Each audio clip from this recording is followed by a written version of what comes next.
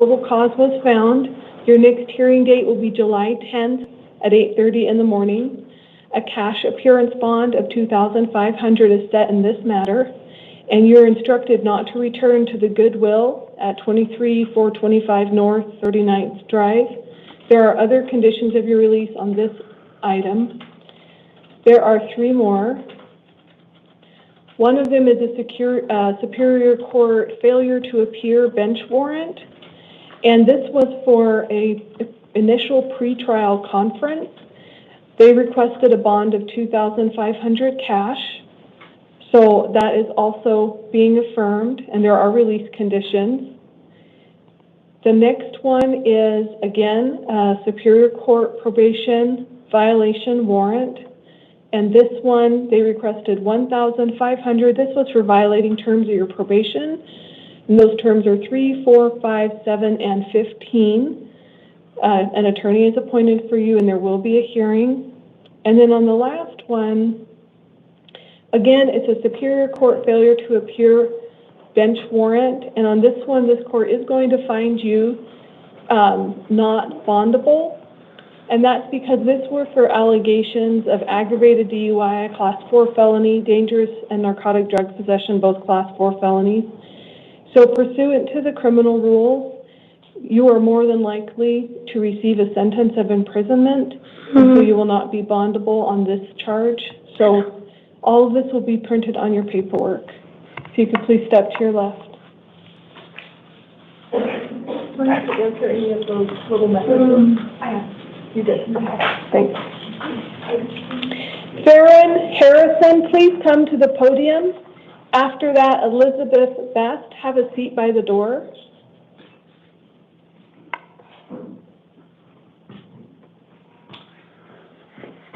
Please state your name and date of birth. My name is Faren Harrison. Date of birth is March 29th, 1958. You're here today on an out-of-county warrant. It's a Pinal County probation violation. And because it's a violation of probation, you're not eligible for bond today. Your next hearing will be July 9th at 8:30 in the morning, and there will be an attorney appointed for you in Pinal County. Okay. This will be on your paperwork. Okay. Please step to your left. Okay. Back at her. Elizabeth Best, please come to the podium. Miguel Gutierrez, have a seat by the door. Please state your name and date of birth. Elizabeth Best, 4/24 of 89. You're here today on 3 separate matters. They're out-of-county warrants.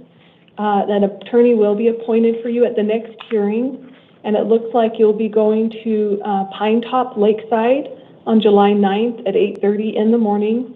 There's a secured appearance bond set here for $250, which this court does affirm. The second one, also out-of-county warrant, and this one has an attorney will be appointed when you get there. It's for felonies, dangerous drugs, and paraphernalia. Your hearing date is on July 9th at 8:30 in the morning. This one's from Navajo County, and the bond they requested is a cash only $7,500. And then there is also the third out-of-county warrant, also from Navajo County, also for $7,500. So if you make those bonds, make sure you go to your court appearances. If you do not make those bonds, you'll be transported. All of this information is on your paperwork. Right. So I was released to pretrial services yesterday for something here in Phoenix.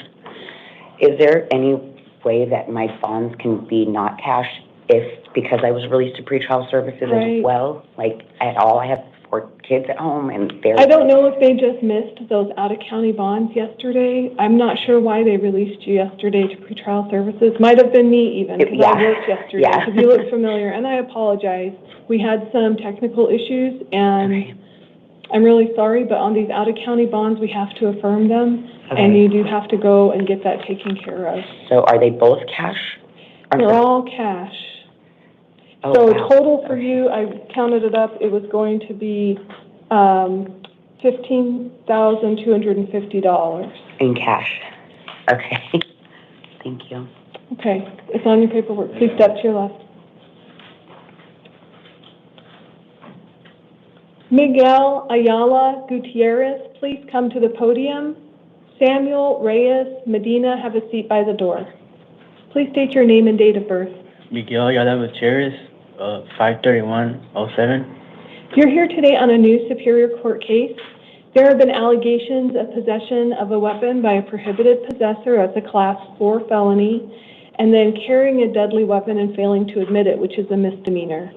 This court did find probable cause and appointed an attorney to represent you. Your next hearing is July 10th at 8:30 in the morning downtown. A secured appearance bond has been set for you at $25,000, so that means you can use a bail bondsman. If you do make that bond, there is an order written on your paperwork that is important for you to understand. You may not possess any weapons, ammunition, or simulated weapons. That includes things like BB guns, pellet guns, or any replicas of a deadly weapon. So until you see the next judge, that's this court's orders, don't have anything that looks like a weapon. Okay. All of this will be on your paperwork. Please step to your left.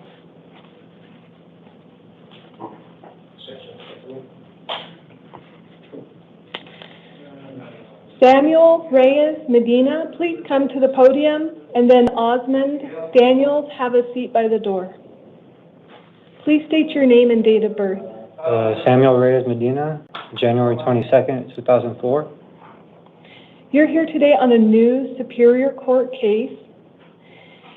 There were allegations of disorderly conduct that included a weapon, which is a Class 6 felony, and then carrying a weapon on school grounds, which is a misdemeanor.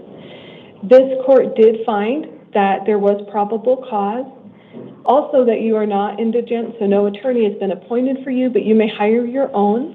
Okay. Your next hearing is July 10th at 8:30 in the morning. A cash-only appearance bond has been set at $10,000. If you do make this bond, you are not to return to the scene of the alleged crime or have contact with any of the alleged witnesses, victims, or complainants. Especially do not return to Legacy Traditional Academy, that parking lot. That is off limits to you. If there are any orders of harassment issued against you, be sure to comply with them. If you even suspect somebody's going to go get an order of harassment, don't have contact with them or that location. Yes, ma'am. All of this will be written in your paperwork. Please step to your left. Thank you. Osman Daniels, please come to the podium. After that, Arturo Melendez, have a seat by the door. And this is the podium right in the middle. Yeah. Right.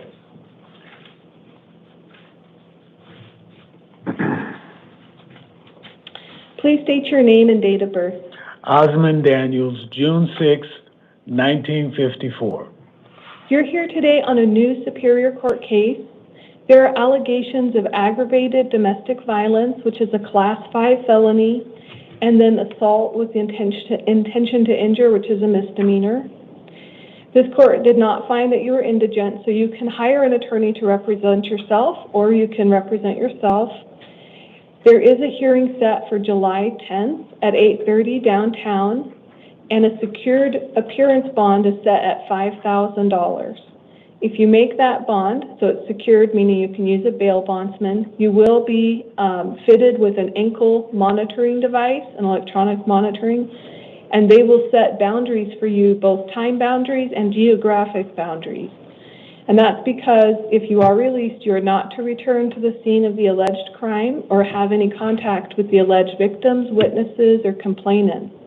I understand this may be your residence, so you'll need to provide proof to the court by your next hearing of your new address. They can change this order at your next hearing, but from now until July 10th, you should not go back there.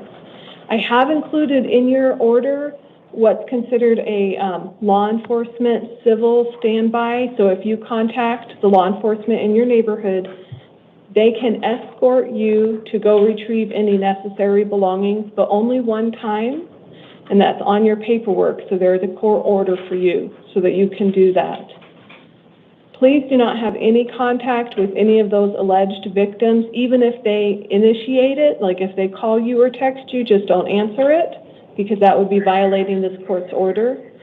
If they get an order of protection against you, be sure to follow that as well. All of this is in your paperwork. Okay. Please step to your left. Thank you.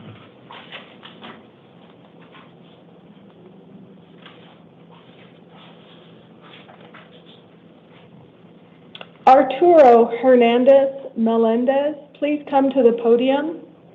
Cheryl McCrae, have a seat by the door. Please Yes, state Your your Honor. name and date of birth. Arturo Hernandez Melendez, 06/12/1982. You're here today on a new Superior Court case.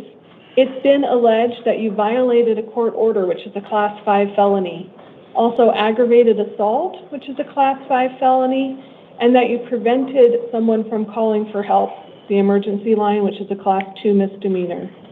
This court did find probable cause, also found that you are not indigent, which means that you can represent yourself or hire an attorney to represent you.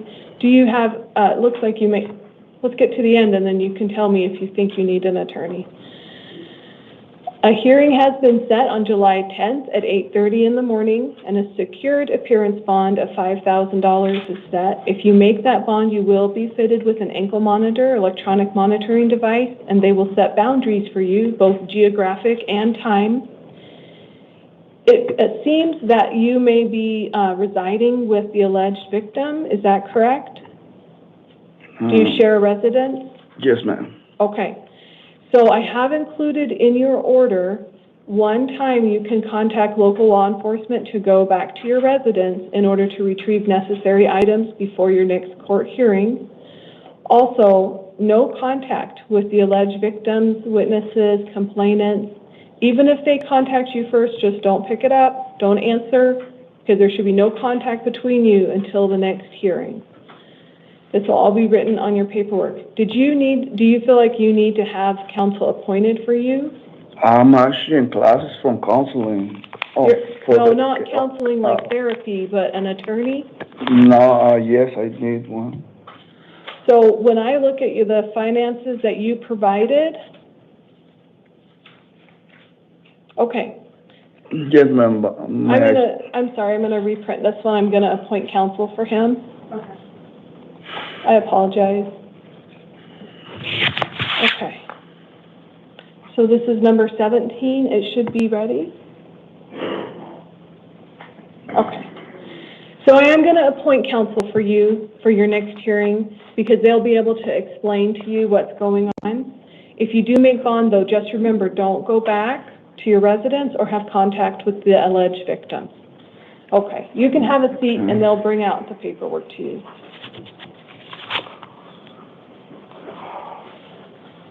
Cheryl McCrae, please come to the podium. James Riley, have a seat by the door. Please state your name and date of birth. Cheryl McCrae, October 11, 1985. You're here today on two separate matters. One is a new Superior Court case where there were allegations of dangerous drugs, possessions or use, Class 4 felony, and then drug paraphernalia, Class 6 felony. This court did find probable cause and has appointed an attorney to represent you at your next hearing, which is July 10th at 8:30. There is a secured appearance bond on this one at $50, and I'll explain why. Your other case before the court today is an out-of-county warrant. So there's a warrant for you up to go to Flagstaff, and that bond, they asked for $5,000. So just to make sure that you get to both your court dates, that's why I set the bond. I don't have $50. Say it again? I don't have $50. Right.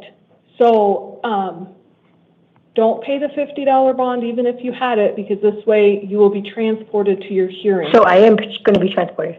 Right. So they are going to come get me, Yes. even if it's a misdemeanor. This one says it's a felony, and yes, that out-of-county bond. They said it was a misdemeanor. So they issued an out-of-county bond for you at $5,000. Your next hearing is up in Flagstaff on July 9th at 8:30 in the morning. You'll have an attorney appointed for you when you get there. And what if I don't get there? Well, if you make the $5,000 bond. No, I mean, like, they don't come for me. That's what they did the last 3 times. They didn't come. They didn't come for me on my court hearing. So they should come for you because they've confirmed it. Yeah, that's what they did the last time too. I stayed here for a week. All those times I stayed here and they never came to get me. Okay. Let me take a look. One moment, please. I mean, they eventually came and got me, but not on my court date. Right. So they've checked with them today to see if they're going to come and get you, and they responded yes. Okay, so that's what's today's date? That's the information that I have. What's today's date? Today is July 5th. So 4 more days. So 4 more days, I gotta wait 4 more days in this household, so they're gonna come and get me in 4 more days. That's what they've responded. And what if they don't? If they don't come and get you before the court date, then you'll only have that $50 bond to get out. And if I don't have that $50 bond? Then you'll be transported the following day, July 10th, downtown for your new charges. Okay. And you'll see an attorney then, Okay. and you can discuss that with your attorney. Okay. It'll be on your paperwork. Please step to your left.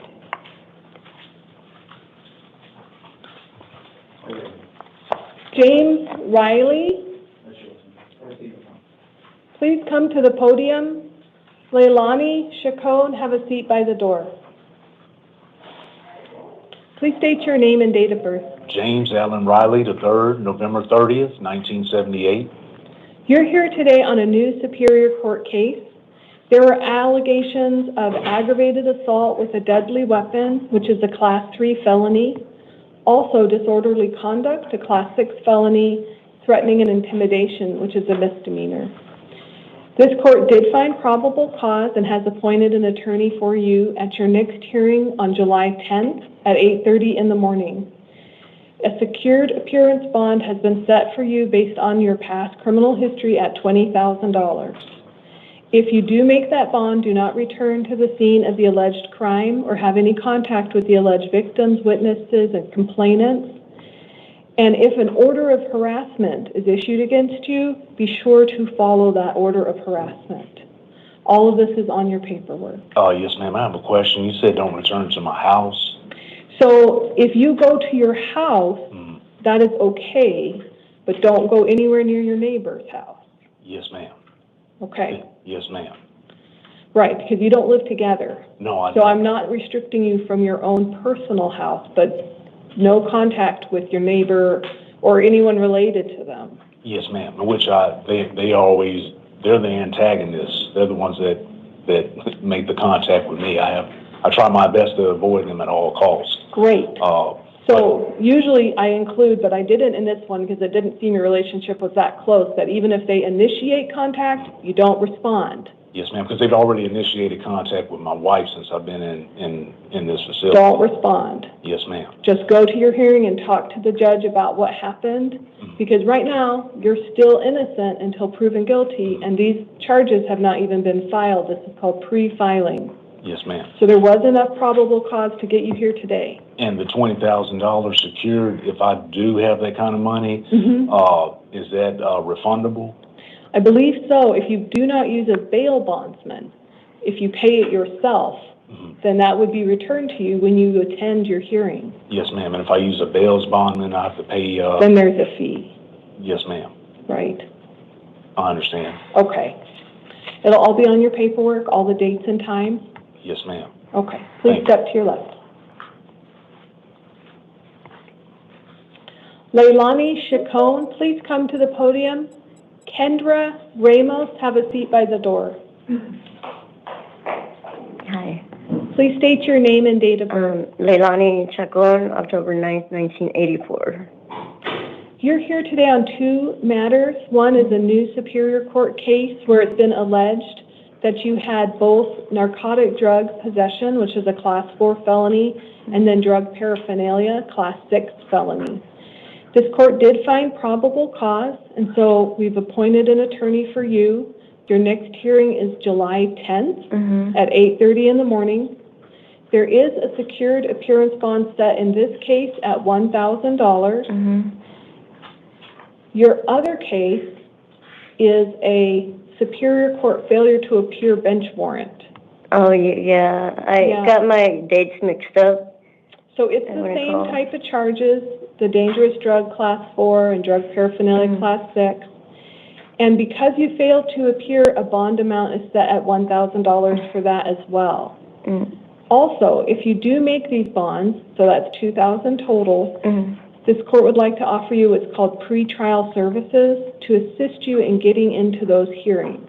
Okay. They'll give you a reminder phone call.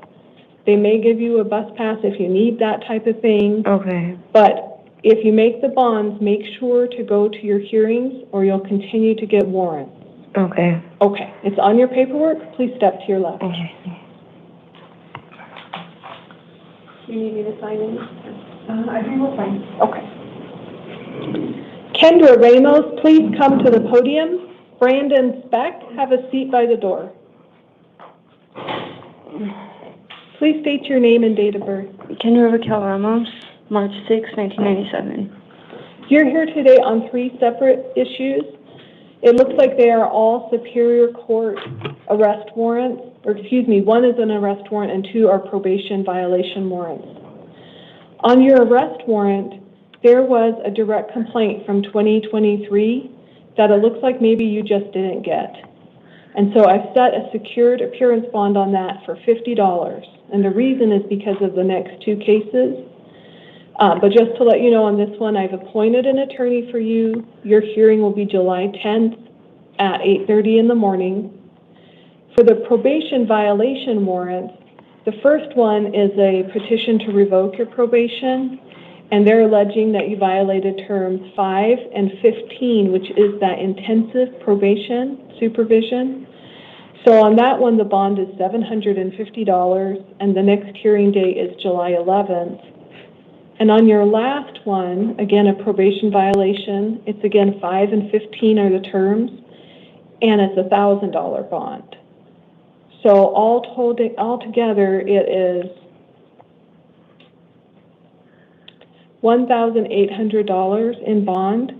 If you can't make that secured bond, then you'll be transported to these hearings.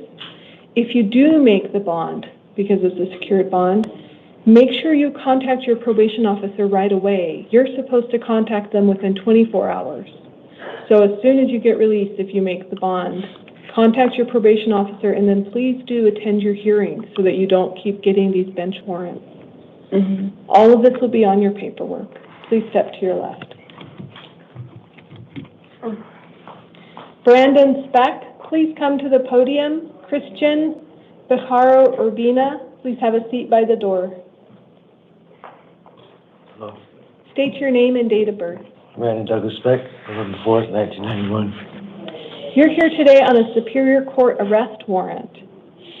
It's been alleged that you committed aggravated assault, which is a class 4 felony, and disorderly conduct, which is a misdemeanor.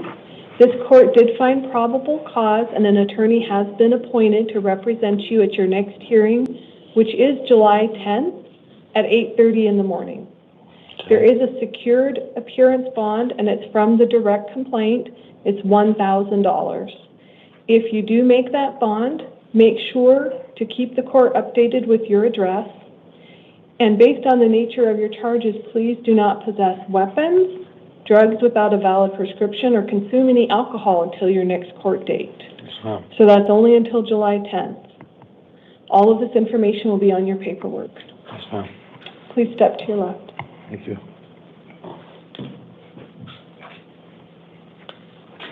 Christian Bejarano Urbina, please come to the podium. After that, Brandon Pearson.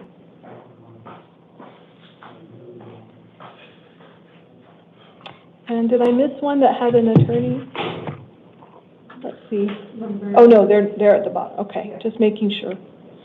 Please state your name and date of birth. Christian Bejarano Urbina, May 20, 1989. You're here today on a new Superior Court case. There were allegations that you attempted to take contraband into a correctional facility, which is a Class 2 felony. Also that you possessed dangerous drugs, Class 4 felony, and you had drug paraphernalia, a Class 6 felony. This court did find that there was probable cause and has appointed an attorney for you at your next hearing, which is July 10th at 8:30 in the morning. There is a secured appearance bond set for you at $1,000. If you do make that bond, you're not to return to the scene of the alleged crime or have contact with the victims, complainants, or witnesses. Especially don't go back to the rental truck company warehouse that you were at. It was on 450 South Country Club in Mesa. If there's any orders of protection issued against you or orders of harassment from that business, make sure to comply with those. Okay. It looks like you are on probation, and so you do have 2 other matters. The other matters are Superior Court probation violation warrants. The first one is alleging that you violated term 4, 5, and 7, and this court is going to affirm the $250 secured appearance bond. And the second one is also alleging 4, 5, and 7, and that's again $250 secured appearance bond. So all total, your secured appearance bond would be $1,500 to be released. And if you do or are released, make sure to contact your probation officer within 72 hours. All of this is on your paperwork. Please step to your left.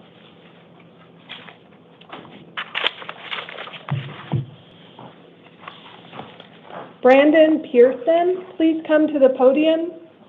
Rodolfo Corona, please have a seat by the door.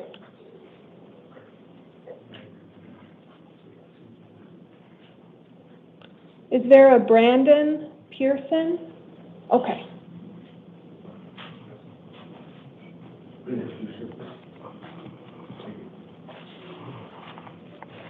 Please state your name and date of birth. Brandon Pearson, 2492. You're here today on 2 separate issues. They're both Superior Court probation violation warrants. An attorney will assist you at your next hearing, which is July 11th at 8:30 in the morning.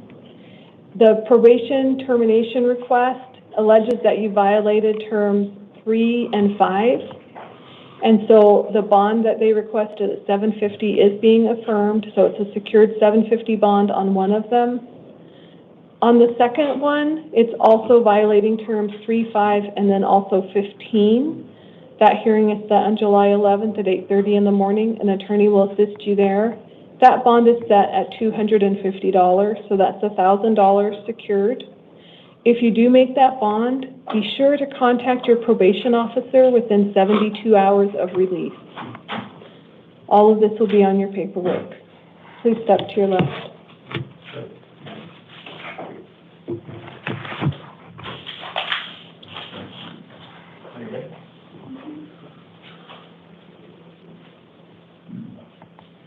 Rodolfo Corona, please come to the podium, and then Jodie Hogart, have a seat by the door.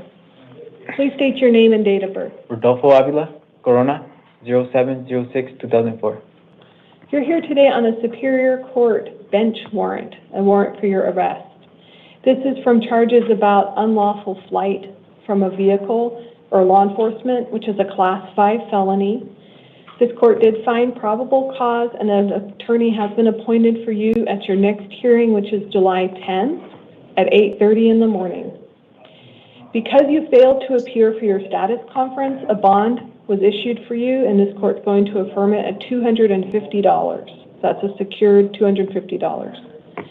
If you do make that bond today, make sure you go to your next hearing, because otherwise, if you continue to fail to appear, the bonds get bigger. Okay. Okay. All of this is going to be on your paperwork, and I noticed as you are under 21, no alcohol. Okay. Okay. No drugs without a valid prescription. All right? All right. All of this is on your order. Please step to your left. Jodie Hogart, please come to the podium.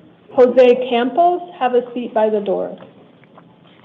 Please state your name and date of birth. My birthday is January 31st, 1982, and my name is Jodie Alvin Hogart.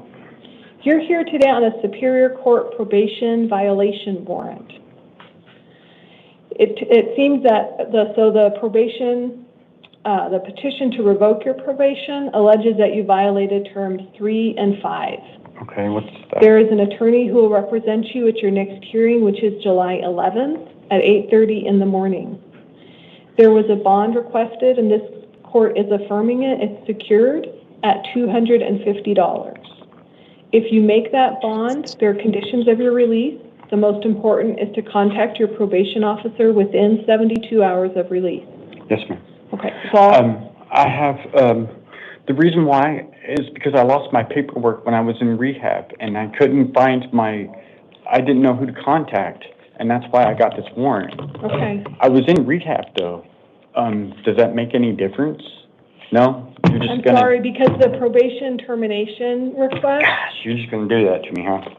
So please contact your probation officer. The information will be on your paperwork. You can always ask other people, what's the phone number, 411, you know? Ask the phone number.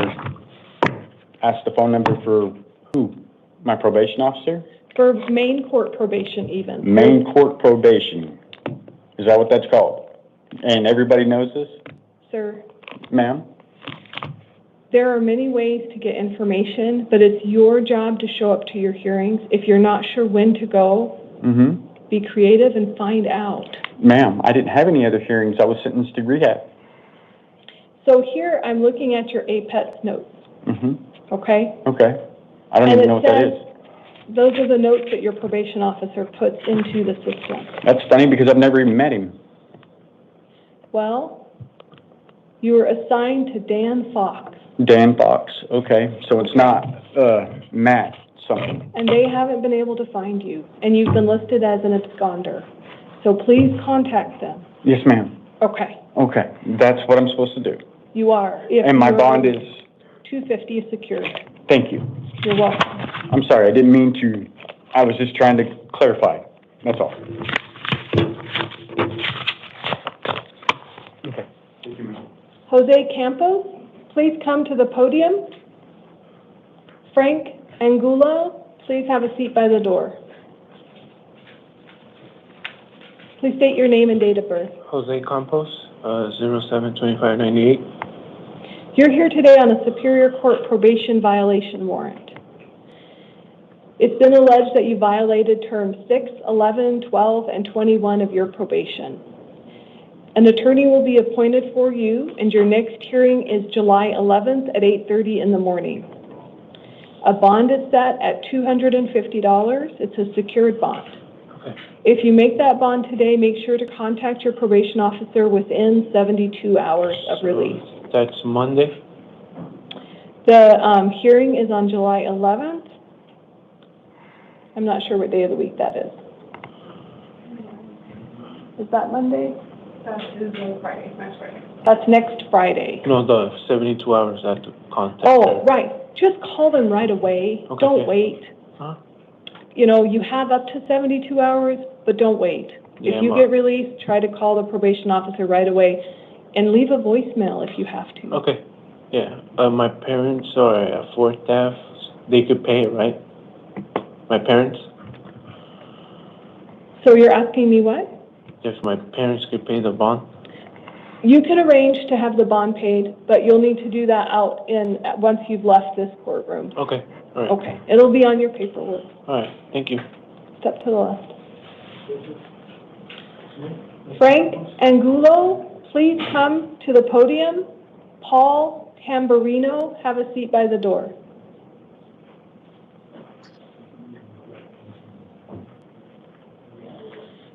Please state your name and date of birth. Frank Anthony Angulo, 6/22/55. You're here today on a new Superior Court case. There were allegations of you driving under the influence, aggravated DUI, which is a Class 4 felony. This court did find probable cause and has appointed an attorney to represent you at your next hearing, which is on July 21st at 8:30 in the morning. This court would like to release you today under what's called pretrial services, and they are going to do random alcohol testing for you. The reason this is important is because if you stay sober and build a record when you go to your next hearing, you can show the judge that you can stay sober. Okay? In your court orders, You are ordered not to possess or consume any alcohol or any drugs without a valid prescription. Will you go to your next hearing? Yes. All right, all this is on your paperwork. Please step to your left.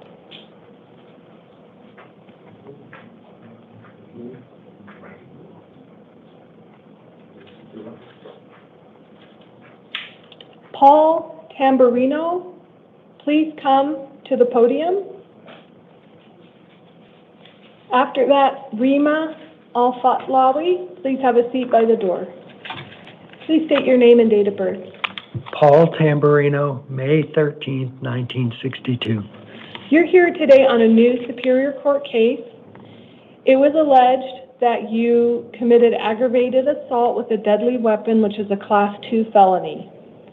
This court did find probable cause and has appointed an attorney for you at your next hearing, which will be July 21st at 8:30 in the morning. This court would like to release you under what's called supervised release. That means you'll get an envelope that has some information, and they'll send you reminders for you to go to court. Also, there's to be no contact between you and the alleged victim, complainant, witnesses. And it looks like they may ask for an order of harassment against you, which means also no contact. So if they try to initiate contact, just don't pick up, don't respond, don't have anything to do with those alleged victims or witnesses or complainants until your next court hearing. I had a question, now I forgot it because I was listening. I can wait for a moment. Okay.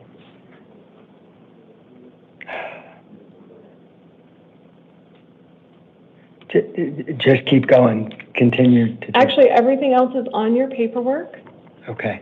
So, yeah, think for another moment. So you do have an attorney appointed for you? That's exactly, I have an attorney appointed, or not appointed, but selected. No, it is appointed, yeah. Oh, no, we selected it. Oh, you have already selected an attorney? Okay, then let me edit your order, that you already have one.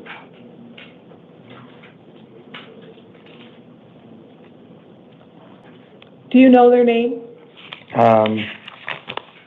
Richard Gaxiola, is that Yes, that's right, familiar. correct? Yep. So this is number 22, I signed it? Okay, thanks for letting us know because that will save the county resources. Okay, now if there's something I pick up? In just one moment, Okay. they have to print it again.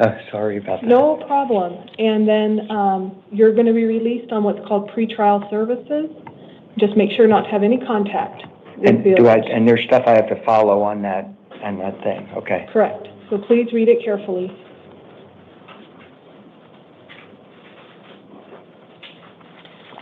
Okay, if you'd like to have well, it just looks like it's almost ready. Yeah, thank you. Reema Alatlawi, please come to the podium. After that, Michael Raya, have a seat by the door.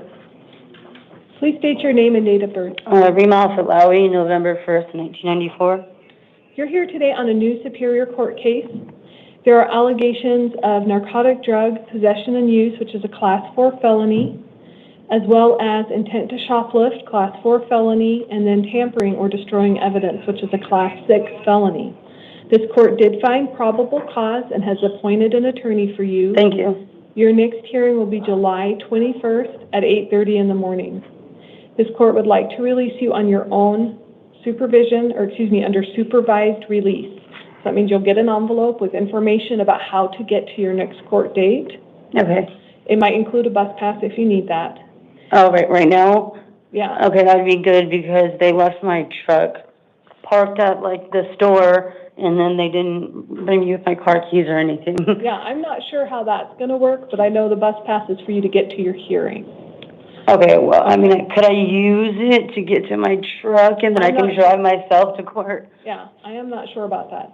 But I do need to tell you, don't go back to the Castle Omega store at 19829 North 27th Avenue in Phoenix. Okay. No contact with the alleged complainants, witnesses, victims, or arresting officers. Okay. This is all written out in your order. Please read your order and make sure you. No, I will. I always read it in detail. I haven't got in trouble in like years.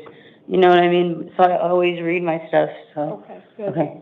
This will be on your paperwork. Please step to your left. Okay, thanks.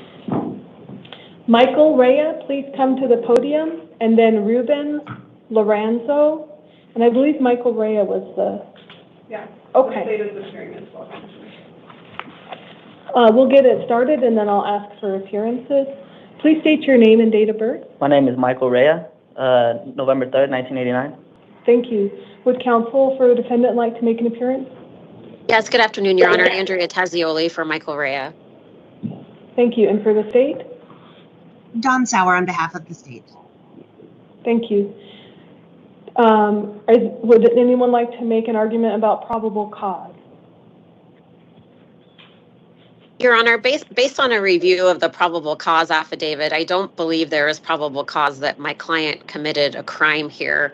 The initial paragraph states that a vehicle fled an area where the cops were at. However, there was no description of my client made. It simply said that he was in a red Lexus. And while it says that there was surveillance video showing him enter the Lexus, it doesn't say that he was the actual driver of the vehicle. So I don't believe that there's probable cause here that he committed this crime. Okay, thank you. And the state's response? Yeah, the state believes that the video surveillance is sufficient, along with the identification of the defendant as the individual in the store for purposes of this hearing. Okay, thank you. I've also reviewed the Form 4, and I understand your concern, Ms. Tazioli. However, I do find that it does meet probable cause. It does not, so will you be his attorney throughout the proceedings or just for today? Throughout, Your Honor. Okay, so I will edit that to remove the appointment.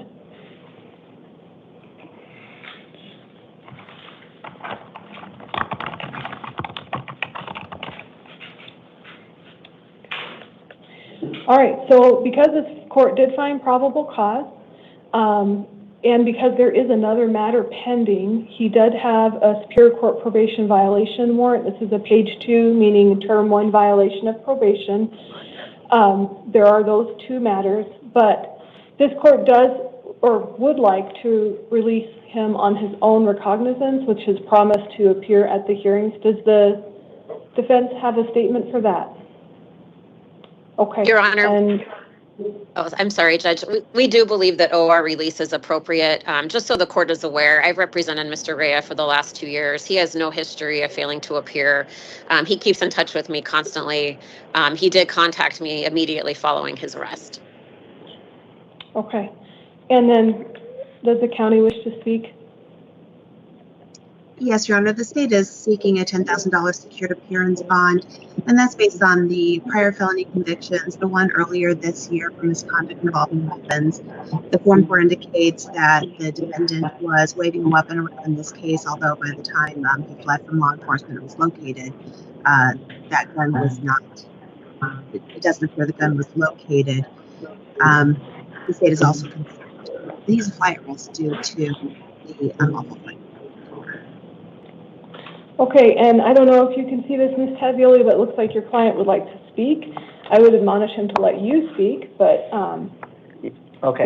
Would you like to let him speak? No, Your Honor. I'll speak on his behalf. Thank you. All right, just making sure. So because you have representation here today, we'll listen to what your attorney says. I tend to agree. My finding earlier, and I'm going to stay with it, is that you will be released today on your own recognizance. So that means it's on your promise to appear at your next 2 hearings. This will all be on your paperwork, but just to make sure it's in the record, you do have your own counsel. Your next hearing for the new charges is July 21st, 8:30 a.m. downtown.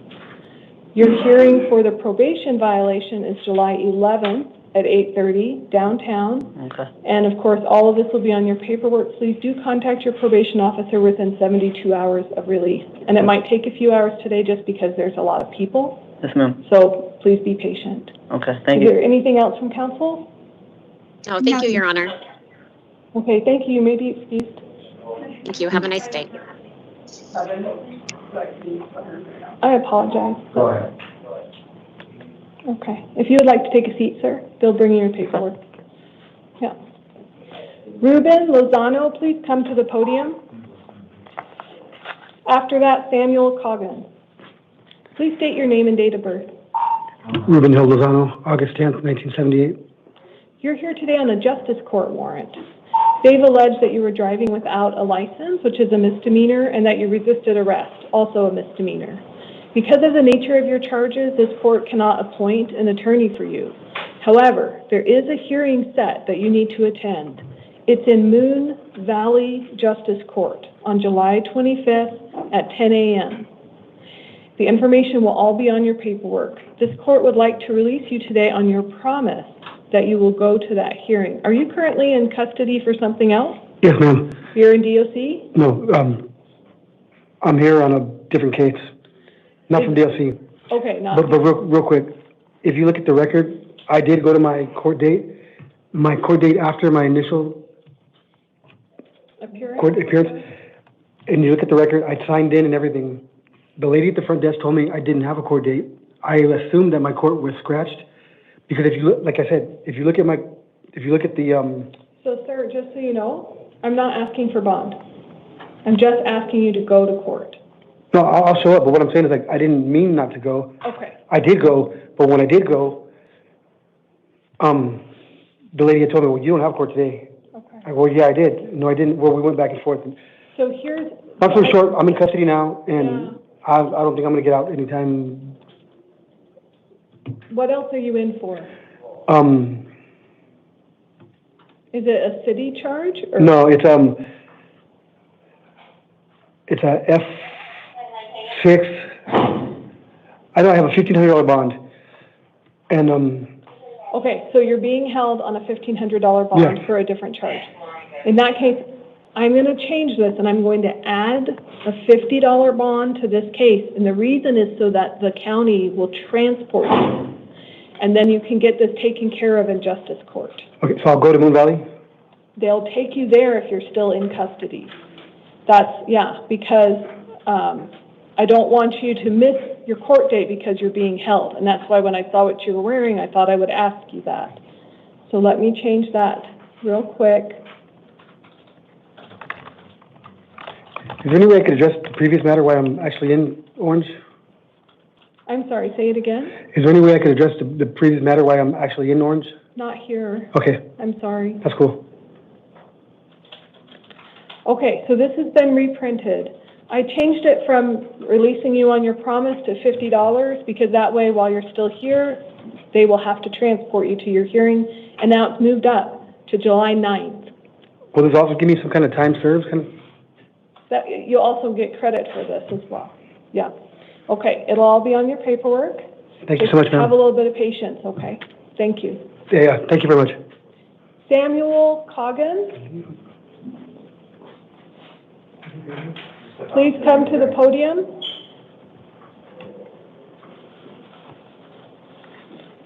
Please state your name and date of birth. Yes, Your Honor. Samuel James Coggins, April 27, 1994. You're here today on a new justice court case. There are charges of exceeding the posted speed limit by more than 20 miles per hour, which is a Class 3 misdemeanor. Yes, ma'am. Based on the nature of the charges, this court doesn't have authority to appoint counsel for you, but you can represent yourself or hire someone to represent you.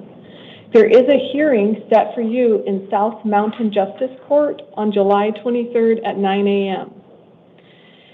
This court is inclined to release you today on your promise to go to that hearing. Yes, Your Honor. Okay.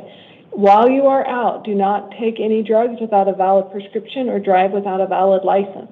Yes, Your Honor. Okay. All of this will be printed on your paperwork. Please step to your left. I do have an issue with my paperwork. The last 4 digits of my Social Security were incorrectly entered. The first 5 digits are fine. It's just the last 4 that are wrong. I can change that in the system right here, but I don't know if it will continue to change it anywhere else. Understood. That might be something you want to discuss when you're going through the release process. Yes, Your Honor. Okay, because I'm just afraid even if I type stuff in here, it's not going to follow you. Understood. Okay. Thank you for your time, Your Honor. Good luck. Okay. Do I need to re-sign that or anything? Because I looked at things. No, that was fine. Okay, good.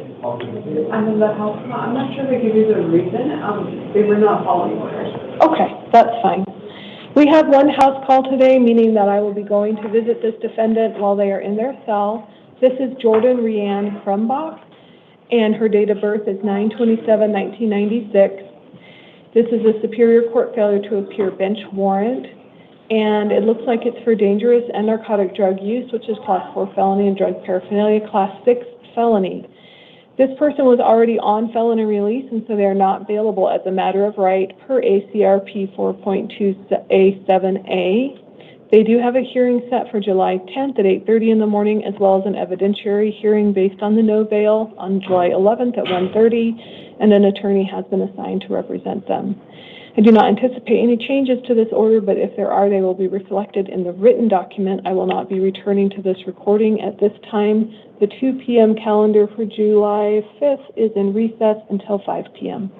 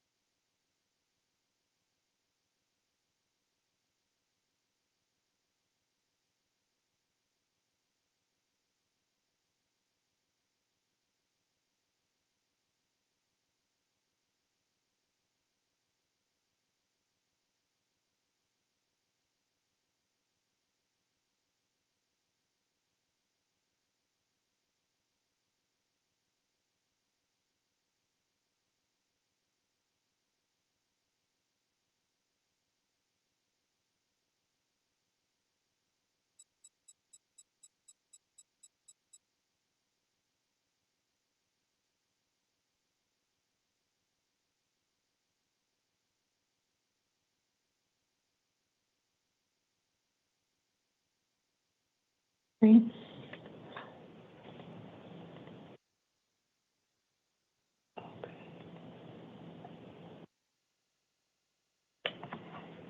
Good afternoon. It is 3:38 p.m. on July 5th, 2025. However, this is Commissioner Gentry, and I'm recalling the 8 p.m. calendar from July 4th, 2025. It is initial appearance calendar, and it is to amend one particular case. Would you please state your name and date of birth? Elizabeth Best, 424 of 89. Thank you. So yesterday, I wanted to release you under pretrial services. Unfortunately, we had some IT issues here in the building and did not know that you had out-of-county warrants. Okay. Because of that, I had not set any type of bond. Okay. And that means that if you were still in custody, because I understand the bond from today, it's out-of-county, we can't change those, Right. is $15,750, I think. So it's over $15,000. So if you are still in custody, I wanted to ensure that you were transported to this hearing and not considered as a failure to appear. Yeah. So, and that is why I'm changing or amending your 8 p.m. yesterday initial appearance release order. Okay. To include a $50 secured bond. Okay. Does it show that way to you? Did it stick? When I reopened it, I don't see it. I can put it in again. Okay. So you're able to Okay. All right. So I just wanted to see if you had any questions about that. So does that mean that my court dates and everything change, or is that, okay, so I'll get new paperwork? You will. Okay. You will get new paperwork with new court dates. I still included the screening. Right. It may not be as useful for you if you're in custody, but if you're able to be out of custody, then you'll get that screening to be able to show that you have a clean record when you do go for your DUI adjudication. Okay. Okay. And again, I apologize that there was this. I know that you guys had a lot of tech stuff going on yesterday, so. Right. Yeah. So hopefully this will make sure that you're able to appear to all your hearings. Okay. Okay, so this matter is concluded, and now the IA court is back in recess until 5 p.m.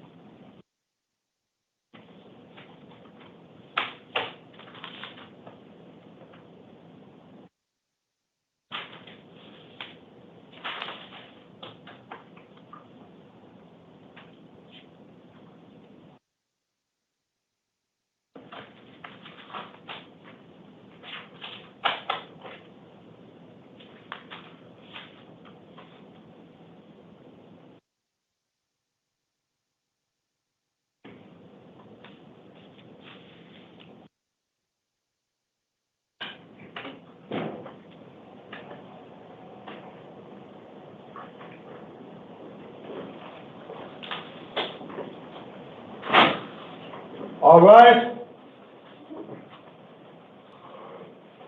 Please be seated.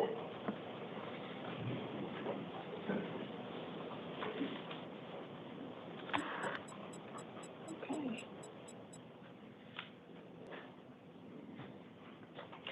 Good evening. This is the 5 p.m. initial appearance calendar for July 5th, 2025.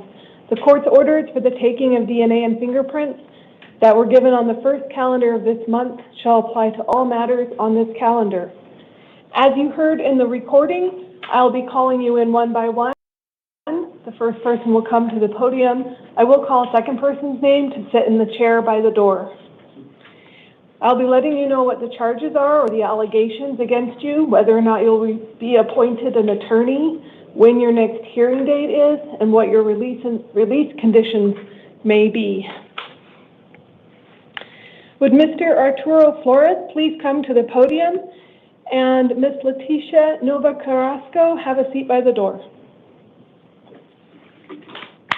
Good morning. Please state your name and date of birth. Arturo Flores, 41398. Thank you. You're here today on 3 matters. The first one is a new Superior Court case where there were allegations of possession of a weapon and a drug offense, Class 4 felony, dangerous drugs possession, Class 4 felony, and carrying a deadly weapon and not admitting that, which is a misdemeanor. This court did find probable cause and appoint an attorney for you in this matter. Bail is set at $50,000 based on prior felonies, and that's a secured bond. But your other 2 you do have, which are probation violations.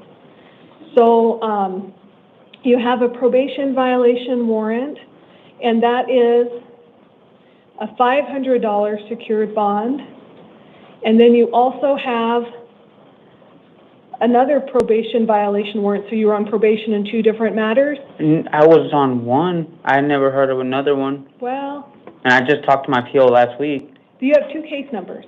I did not know that. Okay, you do. Okay. So you have 2 probation case numbers, and because of these new charges, you got what's called a term 1 violation, meaning there's new allegations of criminal activity on both of them. Yes, ma'am. So the other one is also a $500 secured appearance bond. If you make these bonds, please be sure to contact your probation officer within 72 hours of release. Okay. The rest of the conditions are on your paperwork. Oh. Please step to your side. Thank you. Leticia Nova Carrasco, please come to the podium. Quincy Grampton, have a seat by the door. State your name and date of birth. Leticia Nova Carrasco, 62892. Thank you. You're here today on a new Superior Court case. There are allegations of burglary in the 2nd degree, which is a Class 3 felony, aggravated domestic violence, a Class 5 felony, and then possessing tools of burglary, which is a Class 6 felony. This court did find probable cause. An attorney has been appointed for you. Your next hearing date is July 10th at 8:30 in the morning. Bond has been set at $25,000 secured due to the strength of the evidence. And if you do make that bond, you'll have what's called electronic monitoring that will be installed prior to your release. And pretrial services will give you the curfew, both time-wise as well as geographic boundaries of where you may go. If you are released, you may not return to the scene of the alleged incident or have contact with the alleged victim, complainants, or witnesses. Especially to know, and this is written on your orders, even if those people contact you, don't receive their calls, don't answer their texts. Just don't have anything to do with them until the next court date, which is July 10th. Okay. All of this will be on your paperwork. Please step to your left. Quincy Grampton, please come to the podium, and then Devonire Gilmore, have a seat by the door.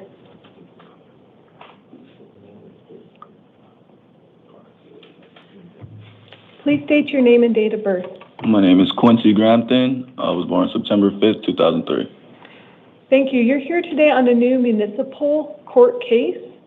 It has been alleged that you have committed assault, which is a Class 1 misdemeanor, disorderly conduct, Class 1 misdemeanor, and criminal damage, also a misdemeanor. Because these are all misdemeanors, this court cannot appoint an attorney for you, but one will be appointed for you at your next hearing. And that is because of the nature of the charges. Bond is set at $10,000, and that's a cash-only bond. And so an attorney will be there to represent you on the bond issue. Your hearing is set for Goodyear Municipal Court on July 9th at 8:30 a.m. If you make this bond, you are not to return to the scene of the alleged incident or have contact with the alleged victims, witnesses, or complainants. So this evidence appears to be particularly strong, and that is why the bond is set how it is. You may not have contact for any reason with the alleged witness or complainant. Even if they contact you first, don't answer the phone, don't reply to any text, because that would be violating the no contact order. If they do get an order of protection or order against harassment against you, those are also court orders that you need to follow.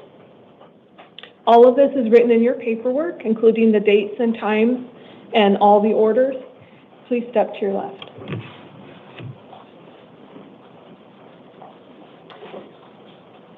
Devonire Gilmore, please come to the podium. Alexander Tellez, have a seat by the door. Please state your name and date of birth. Devonire Gilmore, 8/17/91. You're here today on a new Superior Court case. It has been alleged that you had possession of a weapon and you're a prohibited possessor. That's a Class 4 felony. Disorderly conduct, a Class 6 felony, and then discharging a firearm within city limits, which is also a Class 6 felony. This court did find probable cause and appoint an attorney to represent you at your next hearing. It will be downtown on July 10th at 8:30 in the morning. A secured appearance bond has been set. That means you can use a bail bondsman at $35,000. All of this information will be on your paperwork. Okay. Alexander Tellez, please come to the podium. After that, Roland Miguel, have a seat by the door. Please state your name and date of birth. Alexander Tellez, 4/20/90. You're here today on a new Superior Court case where it was alleged that you had a weapon and you are prohibited from having a weapon, and that's a Class 4 felony. Yeah, that ain't mine. Okay. So I have found probable cause based on the report, and an attorney has been appointed for you. Your next hearing will be July 10th at 8:30 in the morning. A secured appearance bond is set today at $10,000. If you do make that bond, do not return to the scene of the alleged crime or have contact with any of the alleged victims, witnesses, including the arresting officers. And there are some other conditions on your release, but they'll all be written on the paperwork. All right, thank you. Please step to your left.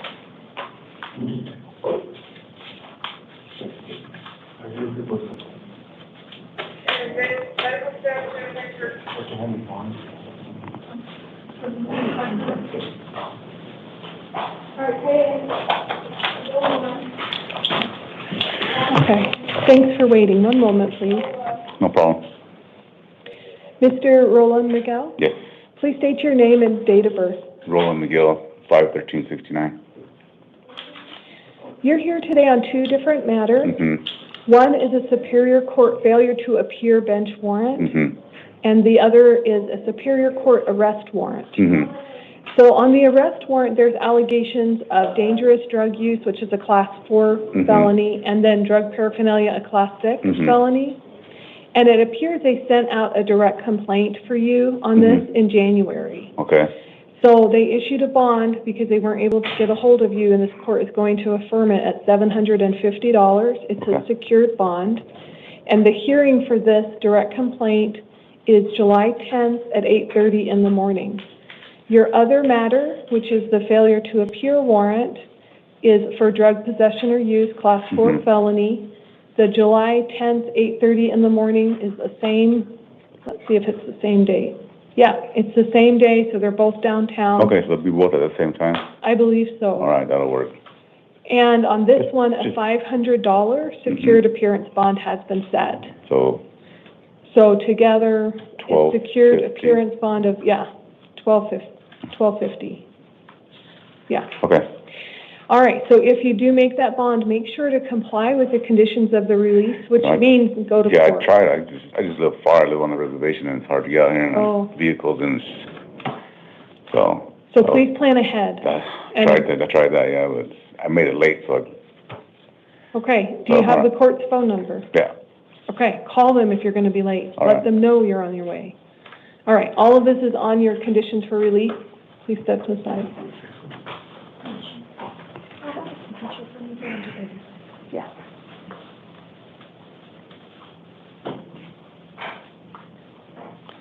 $35? Okay.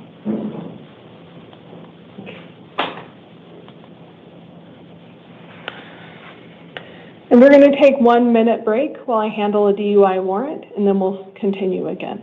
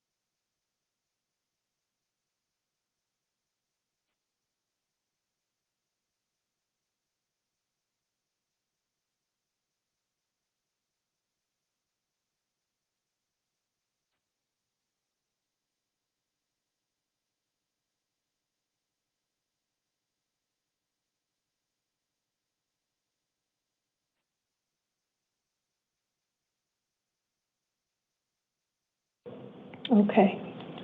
Thank you for your patience. Alicia Cobb, please come to the podium, and then Julio O'Hada, have a seat by the door.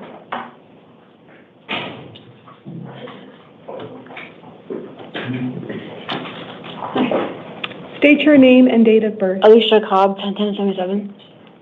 You're here today on an out-of-county warrant. It appears that...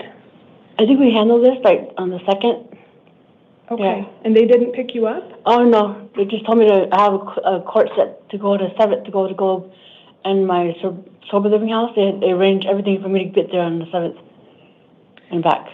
Okay. So unfortunately, you got picked up on the warrant, and the warrant asks for a $537 bond. And if I think we handled this on Sunday, or the 2nd, I think it was, I got in. Okay. For this. You have a piece of paper that says that it's handled? No, but it's at my property at the house, so. Yeah, I was here on the 2nd, I think I got released on the 2nd for this. They told me to go back to Globe on the 7th, so that's why I was wondering why it was like, still like this. So, as of today, when they checked to see if the warrant was still confirmed, if they wanted you to be held for the warrant, today they said they wanted you to be held unless you paid the bond. Really? Yeah. Well, how can I go to court on the 7th then? Because they set that already. So here we have court set for you in Globe Justice Court on July 9th. Oh, that was the 7th. Yeah, it's on July 9th at 8:30 in the morning. Okay. If you are able to pay the $537, then you can be released, but otherwise here we'll transport you over to Globe. Really? Yes. There's no way I can just, because they let me go the first time, so. Yeah, unfortunately on out-of-county warrants, this court just affirms the request. So because they're asking for you to be held unless you pay and then transported, that's going to be what happens this evening. Okay, so how long will it take for you to get picked up? I'm not sure if they'll come before the 9th. Okay, Yeah, you might be here until the 9th. Today is the 5th, so that is 4 days. okay, If you do make bond, make sure to go to that hearing and have your yeah, social. okay. Thank you, it's on your paperwork. Julio O'Hada, please come to the podium. Augustine Navarez, have a seat by the door. Please state your name and date of birth. Julio O'Hada, born 1995. You're here today on a new Superior Court case. Yes. There's been allegations about narcotic drug possession for your use, which is a Class 4 felony, as Yes. well as drug paraphernalia, Class 6 felony. This court did find probable cause and appointed an attorney to represent you at your next hearing, which is July 21st at 8:30 in the morning. Yeah. This court would like to release you on your own recognizance, meaning it's on your promise to appear at that hearing. Okay. There are some conditions for release, and that includes not possessing any drugs without a valid prescription, Okay. not consuming any alcohol Oh, okay. until that next court hearing, and Okay. don't drive without a valid license. Okay. All this information's on your paperwork. Please step to Thank your you. left. Augustine Navarez, please come to the podium, and after that, Arnaz Sanders. Please state your name and date of birth. My name is Augustine Navarez, 53190. You're here today on several different matters. The first one is a new Superior Court case that's alleging that you had drug paraphernalia, which is a Class 6 felony. This court did find probable cause and appointed an attorney to represent you at your next hearing, which is July 21st at 8:30 in the morning. Okay. This court would like to release you on what's called supervised release. So that means you'll need to check in with pretrial services, and they're going to do drug testing for you to make sure. Drug Yes. testing. Yes, ma'am. Okay. You'll get a paper envelope with some paperwork. Please do not lose that. Okay? Because that will have the information about your hearing in it. I'll be released today. It is already almost 6 o'clock. It might take a few hours, but yes, I believe so. Thank you. Okay. Make sure you hold on to your paperwork. Okay. Okay. Step to your left. Okay. I'm not sure why these are in this order. I must have messed up the order. Mr. Arnaz Sanders, please come to the podium. Please state your name and date of birth. Arnaz Sanders, September 9th, 1998. You're here today on several matters. The first one is a new Superior Court case, and there are allegations of criminal trespassing, which is a Class 6 felony. This court did find probable cause, and a hearing has been set for you on July 10th at 8:30 in the morning. An attorney has been appointed for you. In this matter, bond is set at $50 secured. Your other matters before the court are Superior Court probation violation warrants. On the first one, it's been alleged that you violated terms 3 and 5 of your probation, and the probation warrant requested $250 secured. This next one is also violating terms 3 and 5 of your probation, and on that one, it's a $500 secured bond. And on the last item, okay, so those are your Superior Court issues. Your last item is actually a Justice Court warrant, also for the trespassing, criminal trespassing. It's a misdemeanor. So all your Superior Court items, this court has appointed an attorney to represent you. Okay. For Justice Court, there will be an attorney there, but only to represent you on the issue of bond. And I set a $50 bond on that just in case you don't make the bond on the other things. You'll be transported to Justice Court for that hearing, so you won't miss that hearing and have a failure to appear. Okay. If you are able to make bond on all of these things, don't go back to the scene of the alleged crime or have contact with the alleged victims, witnesses, or complainants. And make sure you contact your probation officer within 72 hours. Okay. All of this will be written on your paperwork. All right. Kyle Manlona, please come to the podium. And after that, Alayla Acosta, have a seat by the door. Please state your name and date of birth. Carlo Mangonia, born on May 22nd, 1998. You're here today on a new Superior Court case. It was alleged that you discharged your firearm within city limits, which is a Class 6 felony. This court did find probable cause and appointed an attorney to represent you at your next hearing. Your next hearing is July 10th at 8:30 in the morning. There is a secured bond set for you at $2,500. That means you can use a bail bondsman if you like. Also, if you are released, you'll be under what's called pretrial services supervision. You'll get an envelope. You need to contact them. They will help you get to your hearing if you are released. They'll give you reminders and make sure that you go prepared. Okay. If you are released, do not return to the scene of the alleged crime or have contact with any of the alleged victims, complainants, or witnesses. You must obey any terms of an order against harassment that might get issued against you. Okay, all of this is on your paperwork. Please step to your left. Alayla Acosta, please come to the podium. And then Eric Sanchez. Please state your name and date of birth. Alayla Acosta, 12/22/1997. You're here today on 3 different matters.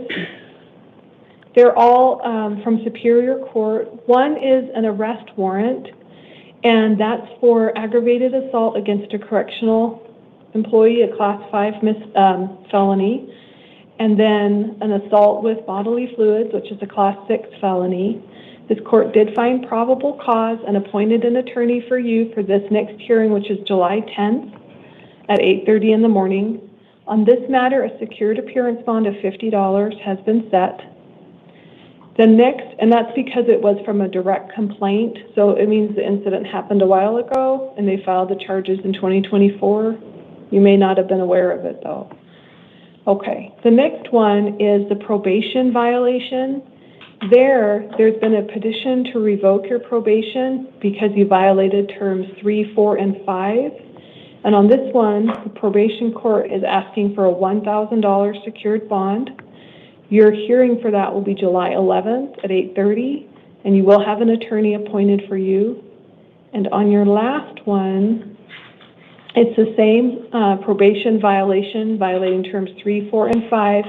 This one, the bond was set at $250. If you are able to make these bonds, please contact your probation officer within 72 hours of release. Just do it right away. Don't wait until the end. If you don't make the bonds, then the sheriffs will take you to your hearings. All of this is on your paperwork. Okay, so the thing is, I ran from, I ran from my probation officer because she was trying to get me off of my Suboxone in order for me to go into rehab, and she would not work with me. Okay. So I kept trying to tell her that if she took me off my Suboxone, that I would relapse. She didn't care, really. You're going to have an opportunity to talk with both an attorney and a judge at these hearings, and those would be good things to bring up. All right. Okay. Eric Sanchez, please come to the podium. Danny Acevedo, have a seat by the door. Please state your name and date of birth. Eric Sanchez, 2/19/94. You're here today on a new Superior Court case. It's been alleged that you were driving under the influence, which is a Class 4 felony, as well as an aggravated driving under the influence, also a Class 4 felony. This court did find probable cause, and so an attorney has been appointed to represent you. Your next hearing will be July 21st at 8:30 in the morning. This court would like to release you under what's called pretrial services. So the pretrial services would ask you to go and randomly test for alcohol use. And the reason why that's important is because when you then go to your hearing about these allegations, you will have a record to show that you can stay sober. Okay. Okay? So there are some other conditions of your release. They'll all be on your paperwork. It may take a few hours for you to be released today. Please be patient with the detention officers. Okay. Thank you. Danny Acevedo, please come to the podium. Germaine Aragon, have a seat by the door. Please state your name and date of birth. Danny Acevedo, April 13, 2001. You're here today on a Superior Court arrest warrant. There was a direct complaint. Let me see.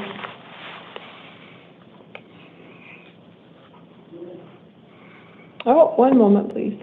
My notes disappeared. There was a direct complaint that happened back in June of this year, so you may not have been aware of it.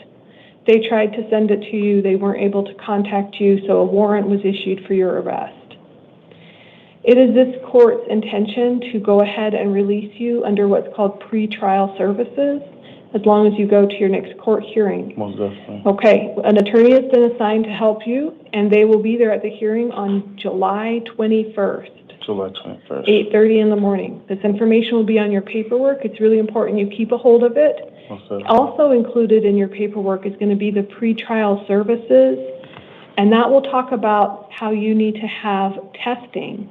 So it's random alcohol testing, and again, it's to build a record to show that you can be sober. Okay, I have one question.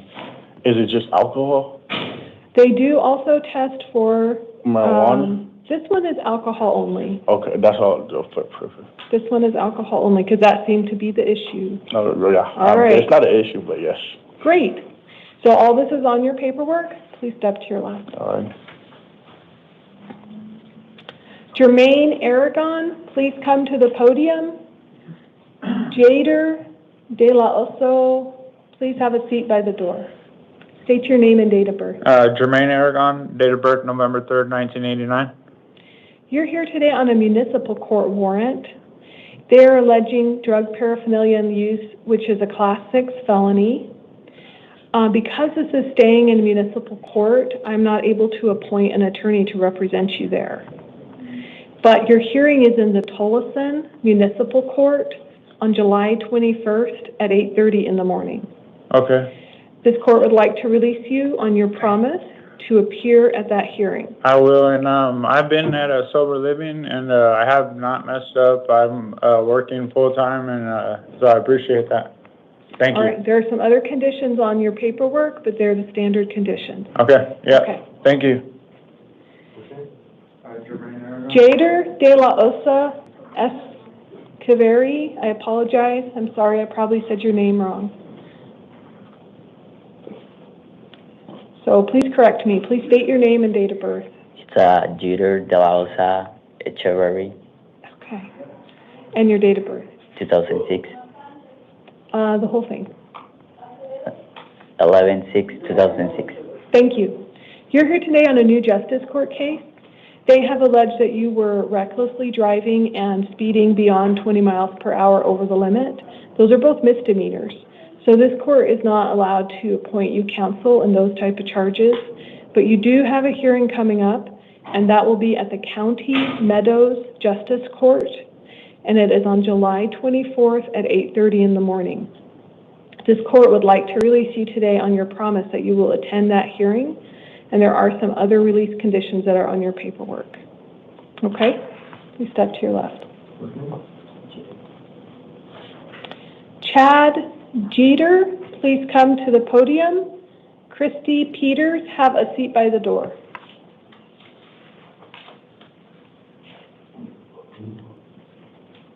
Please state your name and date of birth. Chad Andrew Jeter, March 24th, 1974. You're here today on two matters. One is a new justice court case where they have alleged that you're driving on a suspended, revoked, or canceled license. That's a misdemeanor. This court cannot appoint counsel for that case because it is a misdemeanor, but you do have a hearing in West McDowell Justice Court, July 15th at 1:30 in the afternoon. Your other case is also a justice court, but this one is a warrant. And again, it's regarding driving on a suspended license, so we cannot appoint you counsel. Your hearing is also on, I'm just making sure the hearing are in the same, nope. You have two different hearings, okay? So make sure you keep all the paperwork. Your other hearing is on July 24th at 1:30 in the afternoon. This court would like to release you today on your promise that you will go to those justice court hearings. Yes, ma'am. Okay, it's all on your paperwork. Don't lose it. Please show up. Thank you. Okay. Christy Peters, please come to the podium. And then Michael Rioja, have a seat by the door. Please state your name and date of birth. Christy Peters, February 28, 2002. You're here today on a new Superior Court case. There were allegations that you had narcotic drugs, which is a Class 4 felony, that you resisted arrest, which is a misdemeanor, and then criminal trespassing, also a misdemeanor. This court did not find probable cause on the narcotic drug allegation. However, we did find probable cause for the trespassing and resisting arrest. You have an attorney appointed for you, and your next hearing will be July 21st at 8:30 in the morning. You are going to be released today on your promise that you will go to those hearings. I see that you're in orange, though. Are you here on any other matter? No, it's because what I was wearing when I came in. Okay. Yeah. Good. I just wanted to make sure that I wasn't saying you could leave and there was something else holding you here. Okay. That does sometimes happen. Okay. All right. Please go to your hearing, and the rest of your conditions of release are on your paperwork. Okay. Thank you so much, Judge. Step that way. Michael Rioja, please come to the podium. Please state your name. Michael David Rojas, 12/20/90. Thank you. You're here today on two matters. One is a new Superior Court case. There were allegations that you had narcotic drugs in your possession, a Class 4 felony, and that you had drug paraphernalia, a Class 6 felony. This court did find probable cause and appointed an attorney to represent you at your next hearing on July 21st at 8:30. Your other case here today is a probation violation warrant, and in that warrant,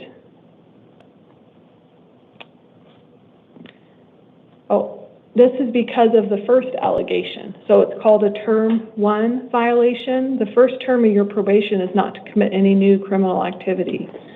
So there'll be a hearing on that on July 11th at 8:30 in the morning. This court would like to release you for both of these issues on your promise that you will go to those hearings. Yeah, I will. Okay, because you're on probation, it's very important that when you are released, you contact your probation officer immediately. Really, they haven't contacted me back ever since I got released last time. Well, you keep trying, because it's your duty to contact them. Okay. All right? This is all on your paperwork. Thank you, ma'am. Donovan Smith, please come to the podium.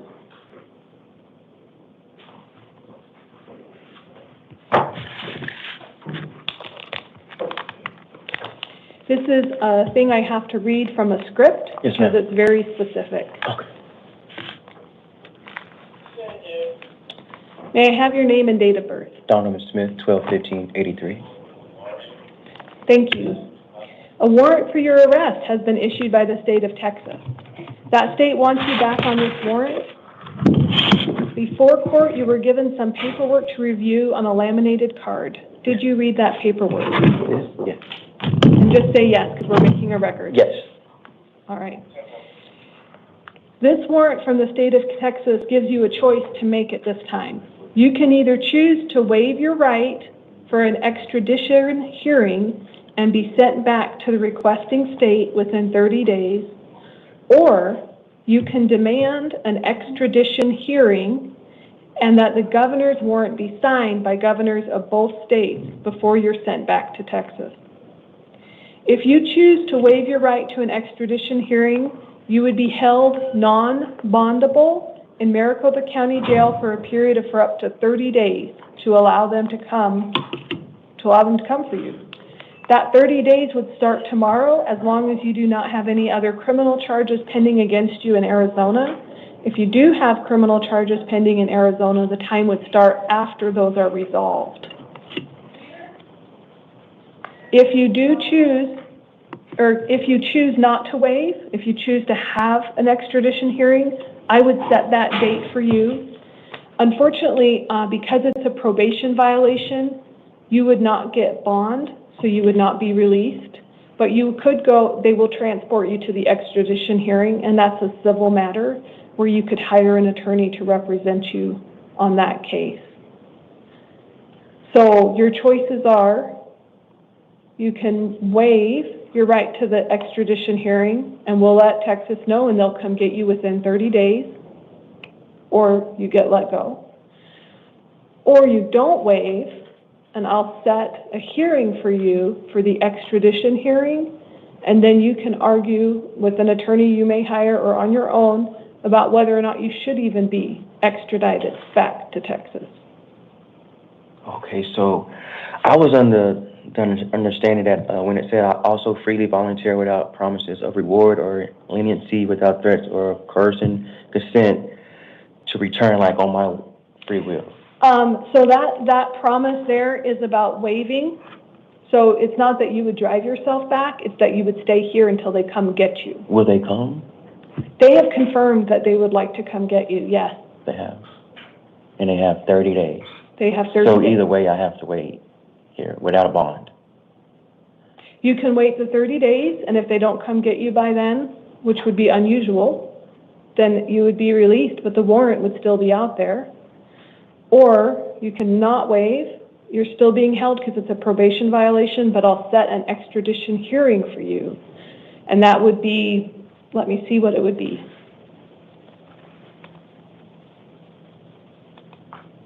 It would be on July 21st at 1:30.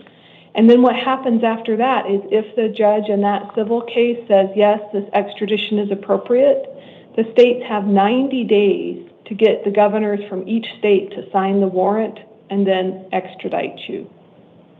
So I'll end up being in custody for more than 30 days, possibly. Possibly. Without starting anything. Right.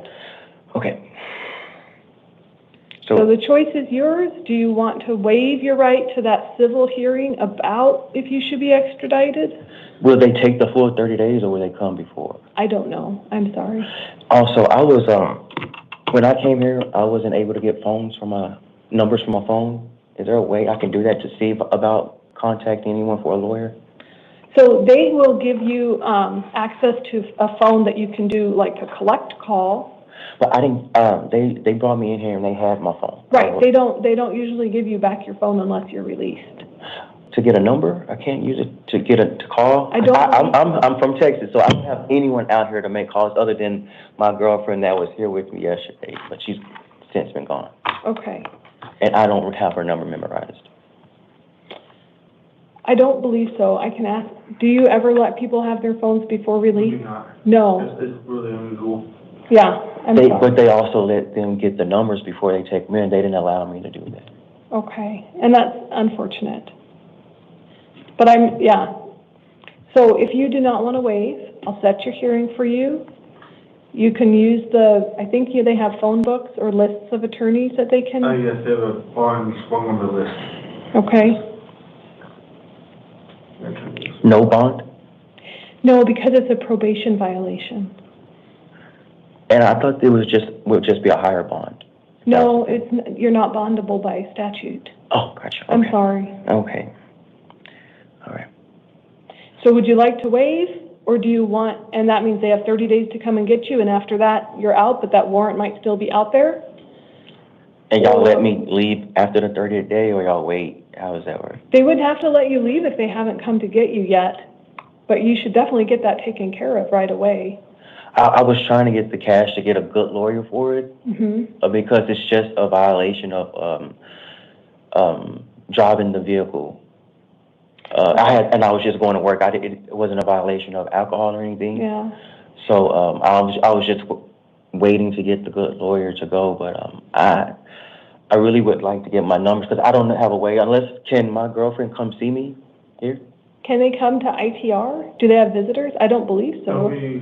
Whatever facility you go to, they'll do a video visit them. Okay, so you'd be transferred out of this building, out of ITR to custody for the 30 days, and then you would be allowed to have a visitor. When would that happen? Soon. We don't like to keep people here at ITR. This is a transitional facility. Okay, I just, because my girlfriend doesn't know anything about this, right? She don't know anything about those probation warrants. So I just want to contact her so she can get started on it, if she gets started on it, because I didn't tell her. That's wrong on my part. But is there a way when I get over there that they'll let me get my numbers? I'm not sure. When you check Once it's out. already in your property, it's already locked up. You can't have access to it either. Yeah. Yeah, it gets all locked up. So I feel like I should set an extradition hearing for you, because then you can have an attorney and talk to a judge. They're going to tell me the same thing, though, right? Well, More than that's when likely. you get to argue, like the arguments you were making now, why that extradition warrant might not be valid, and then also by having an attorney, maybe they but can- it's going to be valid because I violated, regardless, Yeah, It's not like I drank, but I still wasn't supposed to be driving. right, okay. And I just did it to go to work, but that's an excuse, so I know that's what they're going to say. Okay. So if you waive, here are the questions I'm supposed to ask you, and maybe this will help you decide. Okay. Did you read the waiver paperwork? Yes, ma'am. Do you understand that you do not have to sign the paperwork? Yes, ma'am. Do you understand you have the right to an extradition hearing? Yes. Do you understand you have the right to hire a lawyer at your own expense? Yes. Okay. Do you understand that you have a right to demand that the governor's warrant be signed by the governors of both states before you are returned? Mm-hmm. Do you understand that you have, do you want to give up those rights and sign the paperwork?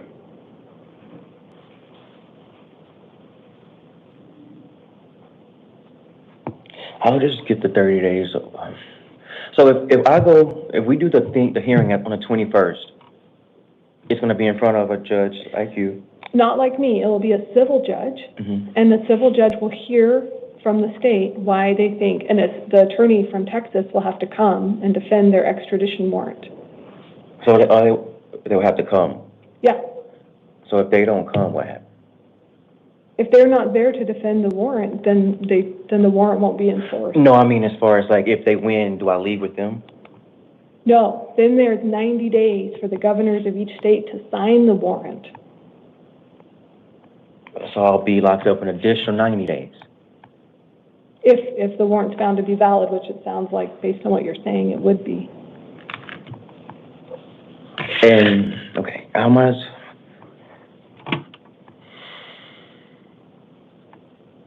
And I'll be doing 90 days in Arizona. If you're waiting after that hearing on the 21st, yes.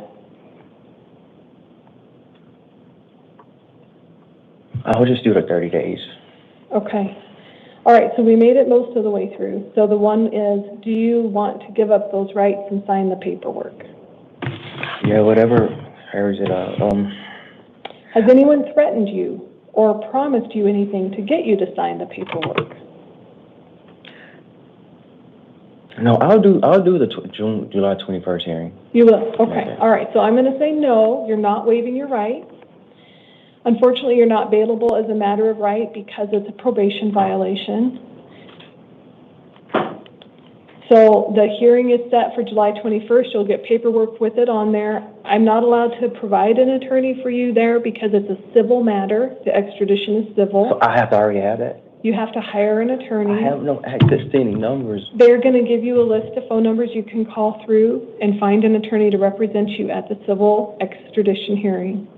Okay. So.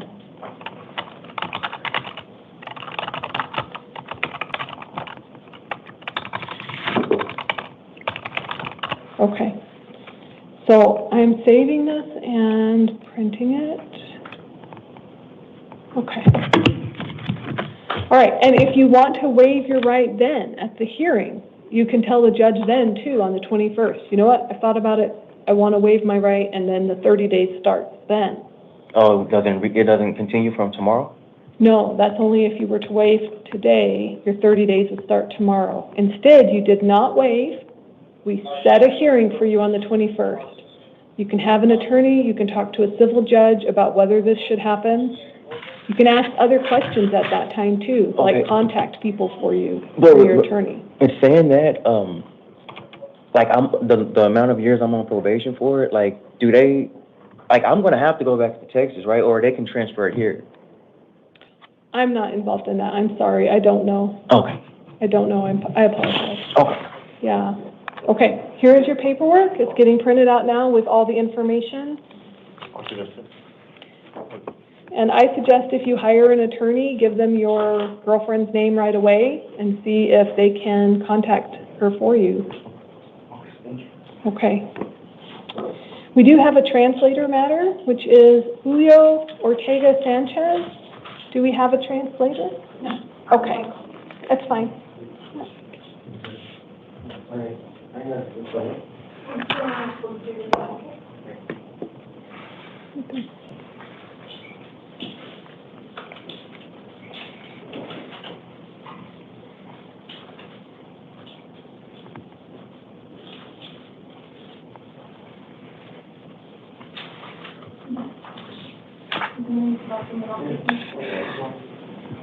You just have to wait.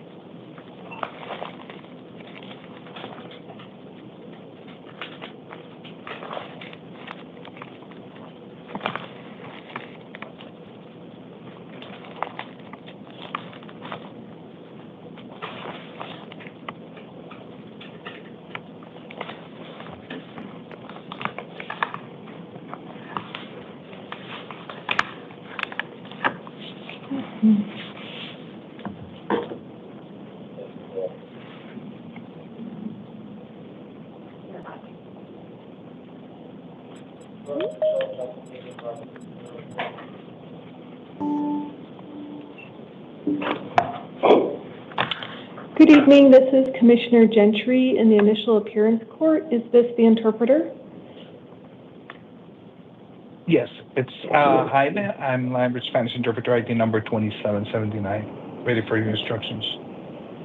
Thank you. Please go ahead and begin translating my words and then also the defendant's. This is the 5 p.m. initial appearance calendar. Esta es la aparición a las 5 p.m. inicial, según el calendario. The court's orders for taking of DNA and fingerprints that were given on the first calendar of this month shall apply to all matters on this calendar. La orden de la Corte para la prueba de DNA del primero de este mes para todo efecto en este mes calendario.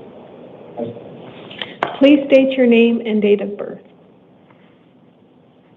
Por favor, declare su nombre y fecha de nacimiento. Julio Ortega Sanchez, 0408 del 81. Julio Ortega Sanchez, 0408 of 81. You're here today on a new Superior Court case. Usted está aquí el día de hoy para un caso de la Corte Superior. It was alleged that you had narcotic drugs. Fue indicado que usted portaba drogas narcóticas. This is a Class 4 felony. Este es el delito clase 4. This court found probable cause and appointed an attorney for you. Esta corte declaró causa probable y asignó un abogado defensor a usted. Your next hearing is July 21st at 8:30 in the morning. Su siguiente cita es el julio 21 a las 8:30. Okay. If you promise to attend your hearing, this court would like to release you.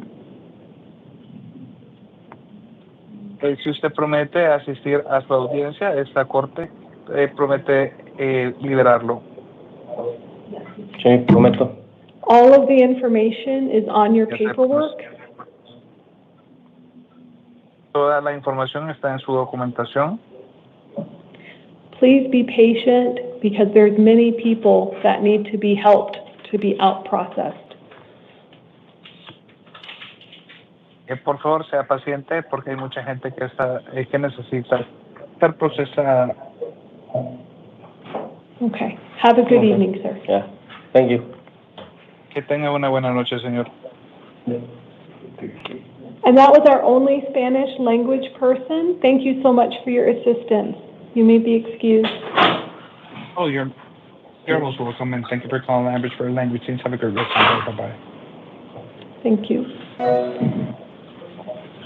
Before I read in all the house calls, because there's quite a few, there is one DUI I need to go swear in.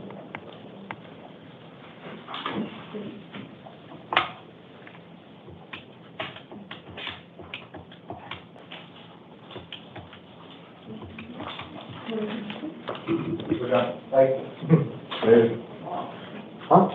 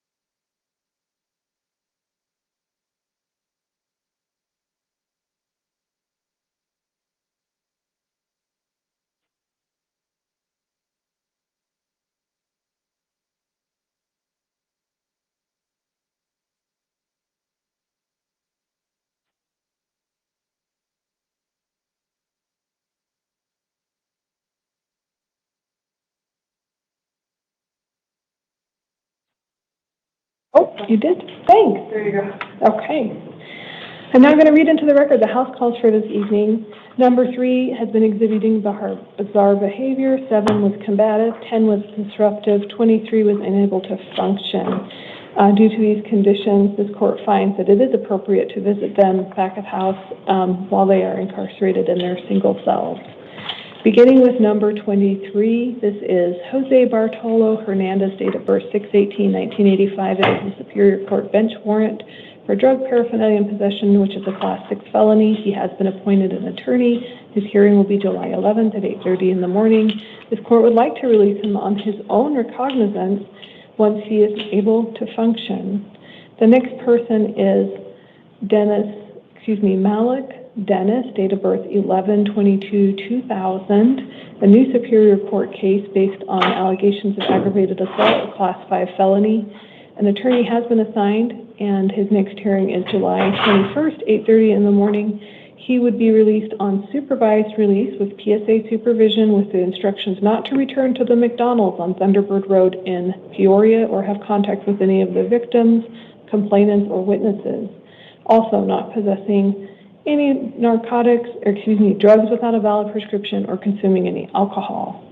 The next person to be visited is number 3 on the calendar, and that is Miguel Angel Rodriguez, date of birth 4/10/1990, new Superior Court case alleging dangerous drug possession, Class 4 felony, as well as criminal trespass. This court found no probable cause for the dangerous drug possession. However, they did for the paraphernalia, or criminal trespass, excuse me. An attorney has been appointed, though, and the hearings will be on July 21st at 8:30 and then July 23rd at 8:30. This person would also hopefully be released on their own recognizance once they are safe to do so. The next person is Sakima Nahi, number 7 on the calendar, date of birth 5/12/2006, another new Superior Court case. Here it is alleged she committed burglary, an unlawful entry, a Class 4 felony, attempted to escape, Class 5 felony, and then assault, which is a misdemeanor. There is probable cause. An attorney has been appointed. Her next hearings are a status conference July 10th, an evidentiary hearing because she is currently on felony release, and so she's going to be held non-bailable as a matter of right. So the evidentiary hearing will be July 11th, and so no release conditions exist. The last person to be visited has 2 matters, and that is Shaimar Lee, matters 10 and 11. Shaimar Donta Lee, date of birth 2/25/96, has a new Superior Court case with allegations of drug paraphernalia and use. An attorney has been appointed. Let's see. Oh, I think I need to reprint that one. I apologize. Yeah. Okay, number 10 has to be reprinted.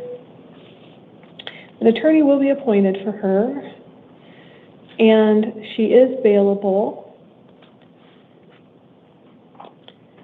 And it is secure placeholder bond, $50, and that is because of her second issue, which is a probation violation. She has had so many failures to appear that she is not going to be released today because she has been violating her probation, and so that is why there is a placeholder bond to get her to her hearing for her first matter. Maricopa County Public Defender will be representing her on July 11th at her violation of probation hearing.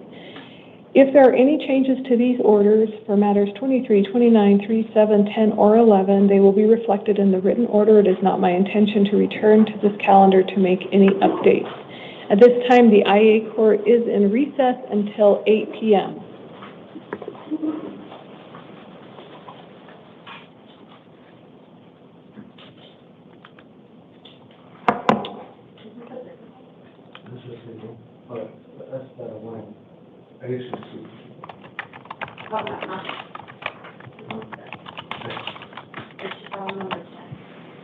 Yeah, because I forgot to give her an attorney. That's the only difference. I'm so sorry. I'll get better, I promise. There's some more.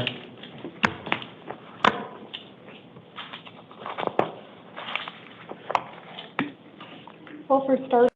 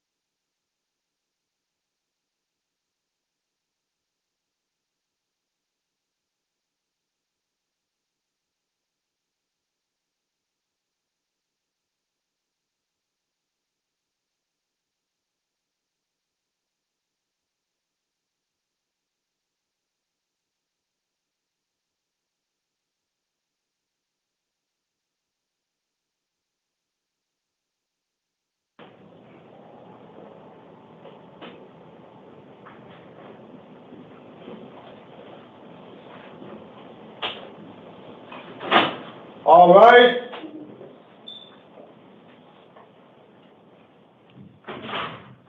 Please be seated.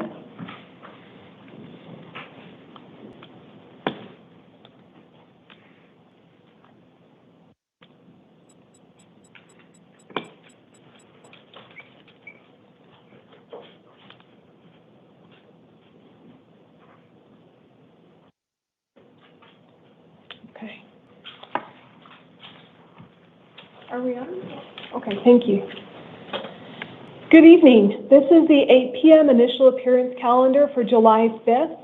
The court's orders for the taking of DNA and fingerprints that were given on the first calendar of this month shall apply to all matters on this calendar.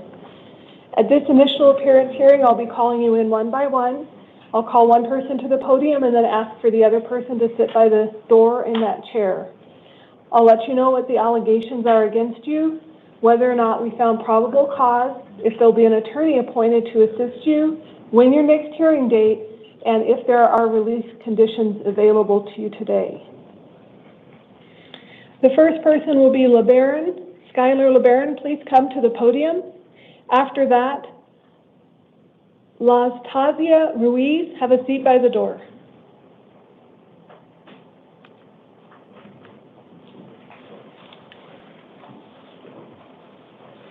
Please state your name and date of birth. My name is Skyler Austin LeBaron, born 1997, January 17th. Sorry. You're here today on a new Superior Court case.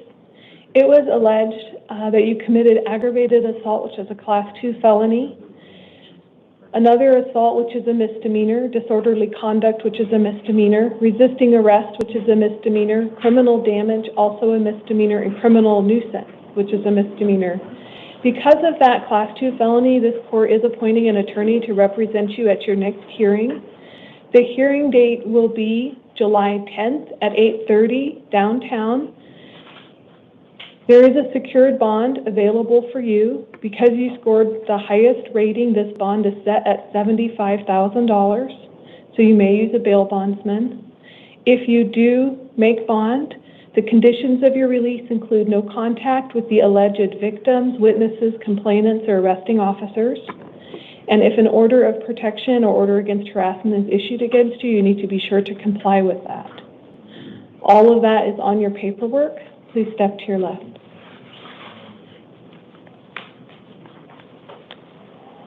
Lasia Ruiz, please come to the podium. Preston Richer, have a seat by the door. Please state your name and date of birth. Mustasia Danica Ruiz, 6/30/93. You're here today on a new Superior Court case. You've been alleged to have committed arson, which is a Class 2 felony, and disorderly conduct or fighting, a Class 1 misdemeanor. This court did find probable cause, and because of that felony, has appointed an attorney for you at your next hearing, which is July 10th at 8:30 in the morning. The secured appearance bond is $15,000 based on the allegations.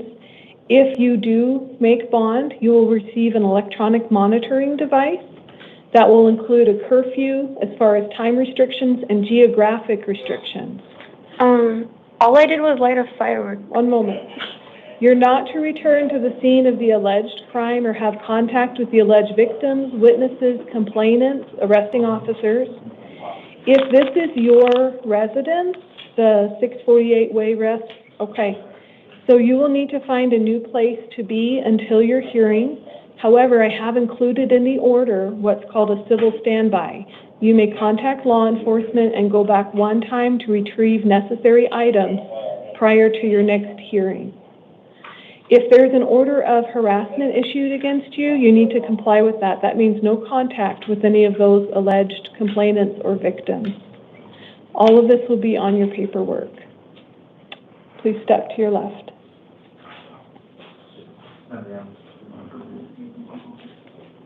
Preston Richer, please come to the podium. Travis Wilson, please have a seat by the door.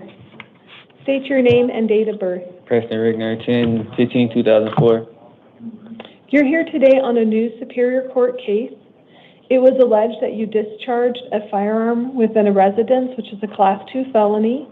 Also, you are a prohibited possessor, which is a Class 4 felony. Unlawfully discharging a firearm in the city limits, which is a Class 6 felony, and then also having stolen property, which is a Class 6 felony. This court did find probable cause and appointed an attorney to represent you at your next hearing, which is July 10th at 8:30 in the morning. A cash-only appearance bond was requested and is affirmed at $150,000. If you do make that bond, do not return to the scene of the alleged crime or have contact with the alleged victims, witnesses, complainants, or officers. All of this information will be written for you on your paperwork. Please step to your left. Travis Wilson, and after him, Terion Row. Please have a seat by the door. Please state your name and date of birth. Travis Wilson, June 18, 1957. You're here today on a new Superior Court case. There are allegations of aggravated assault, which is a felony, and endangerment, which is also a Class 6 felony. This court did find probable cause, and so an attorney, and that you are not indigent. So you would need to hire your own attorney at the next hearing or represent yourself. The hearing will be on July 10th at 8:30 in the morning downtown, and a secured appearance bond of $50,000 is set for your release. If you do make that bond, you are not to have contact with the alleged victims, complainants, or witnesses. And that includes if they contact you first, don't answer their calls, don't respond to any texts. There were victim statements that were also submitted, and those have been considered in this order. All this information will be on your paperwork. Please step to the left.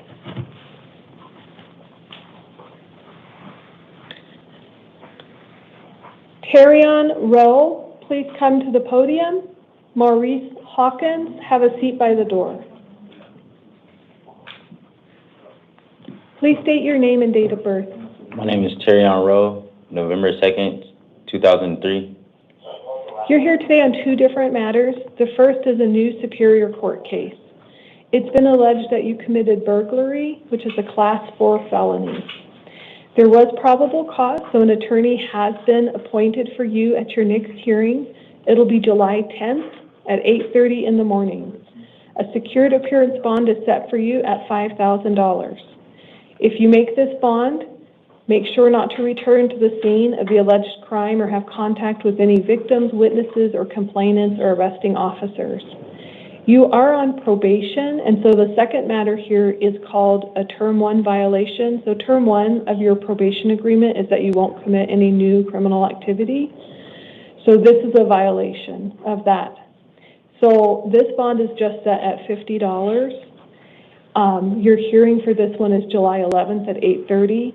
The reason I set this $50 probation violation bond is just in case you are still in custody, they will transport you to your hearing. So that way you won't miss the hearing and get a failure to appear warrant issued. If I don't set a bond for that, then you may miss your hearing. Okay, so all those things are on the paperwork they're going to provide to you. Please step to your left.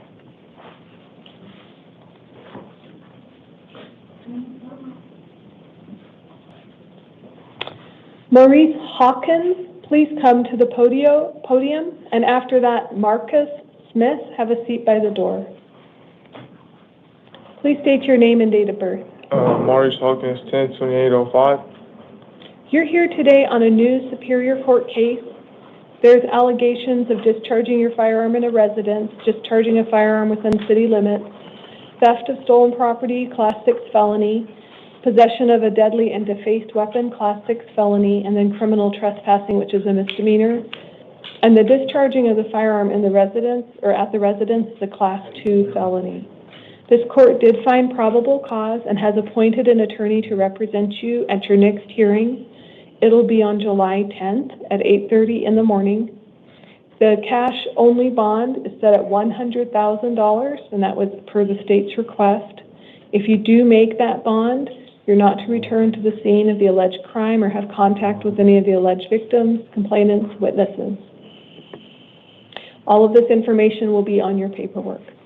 Please step to your left.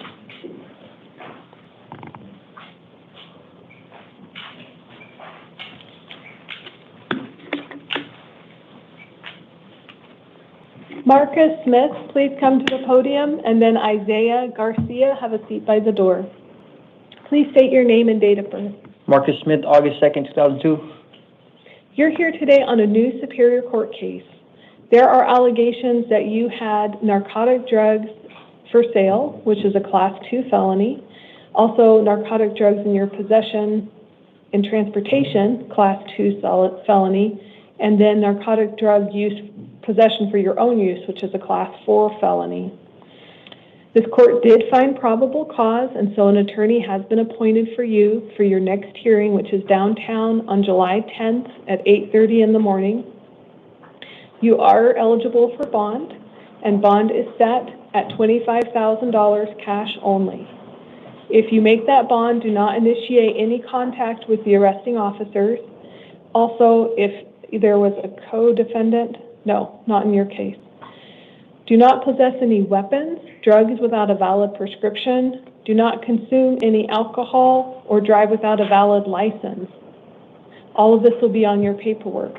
Oh, you are also on parole, so contact your parole officer if you get released right away. Okay, all that's on your paperwork. Thank you.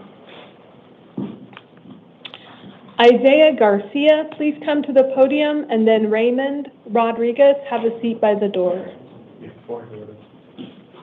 Please state your name and date of birth. Isaiah Garcia, 013106. You're here today on a new Superior Court case. There are allegations of you having weapons, and you are a prohibited possessor, which is a Class 4 felony. Also, discharging a firearm within the city limits, which is a Class 6 felony. Obstructing the police, which is a misdemeanor, and carrying a deadly weapon while you're less than 21 years of age, which is also a misdemeanor. This court did find probable cause and has appointed an attorney to represent you at your next hearing, which is July 10th at 8:30 a.m. A secured appearance bond has been set for you. That means you can use a bail bondsman at $7,500. If you do make bond, do not return to the scene of the alleged crime or have any contact with the alleged victims, witnesses, or complainants. Make sure to keep your address updated with the court, and as you're under 21, no alcohol. All of this is written on your paperwork. Please step to your left. Yes.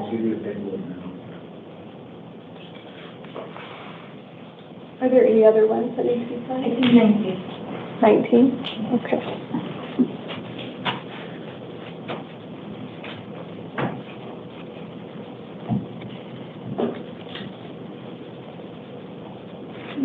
Okay, I found it. Yes.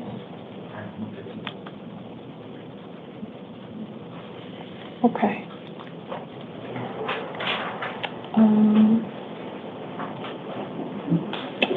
Please state your name and date of birth. My name is Raymond Rodriguez, and my date of birth is 10/4/86. You're here today on a municipal court warrant. It looks like they are charging you with disorderly conduct, fighting, assault, and assault with intent to injure. These are all misdemeanors. Okay. So this court cannot appoint an attorney for you because they're misdemeanors due to the nature of the charge. But there is a hearing set for you, and this hearing is set at Goodyear Municipal Court on July 9th at 8:30 in the morning. Okay. There is a secured appearance bond set for you at $2,500. So you can use a bail bondsman to pay that. I got a quick question. These warrant was, I didn't know about the warrant. I just got out of prison 30 days ago. So these charges were from 2023. So I didn't get to go to court because my parole was violated and I killed my number. And I didn't know I had a warrant or I didn't get notified I had to go to court or anything like that. And I was bonded out. My bond was $500, and I paid my bond, and I was out on bond. But my parole officer violated my parole, and I went back to prison. I just barely got out 30 days ago from 2023. Okay. So I'm just barely getting situated. But I did not know about the warrant. The prison did not let me know I had a detainer or anything. Okay. Or else I would have took care of that right away.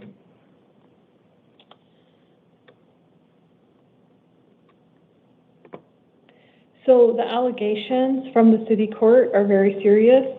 So the rest of the release conditions are going to remain the same as far as no contact with victims, witnesses, complainants from that Okay. issue.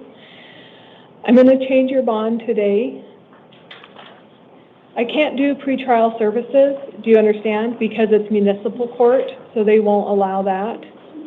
I'm going to put it down to $500. But what if I already paid that bond? I never got that bond money back. Did you appear? I didn't abscond. You didn't abscond? No, I didn't abscond. I went to my parole officer, and my parole officer violated my parole, and I went to prison. I just barely got out 30 days ago. Okay.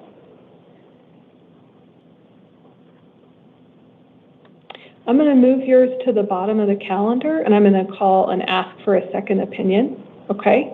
So if you will take a seat. All right. And I'm going to ask for a second opinion and find out if there's something we can do, because right now, the bond that was issued for you from Goodyear is what I was affirming. So I'm just going to see if there's another alternative. Okay. All right, so please take a seat, and I'll call you back. All right, thank you. Okay. You know which one Huckabee is in? 9453. Perfect.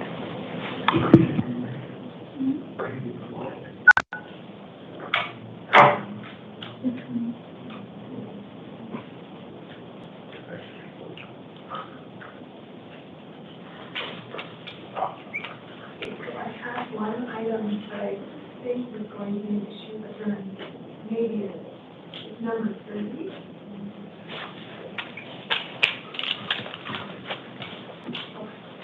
So he's saying he will be about some parking.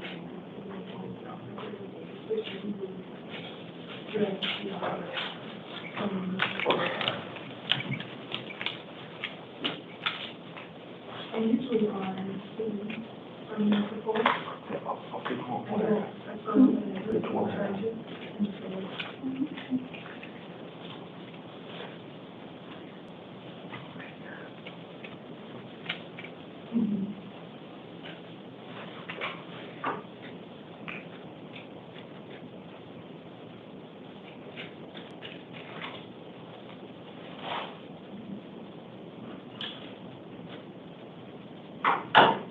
Where is that box? That was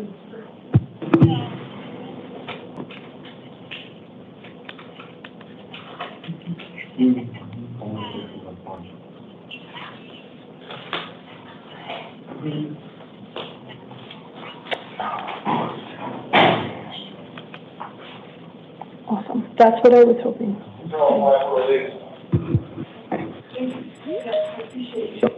Thank you. Okay, bye. Okay. I should have signed that one again. Thank you. Mr. Raymond Rodriguez, would you return to the podium?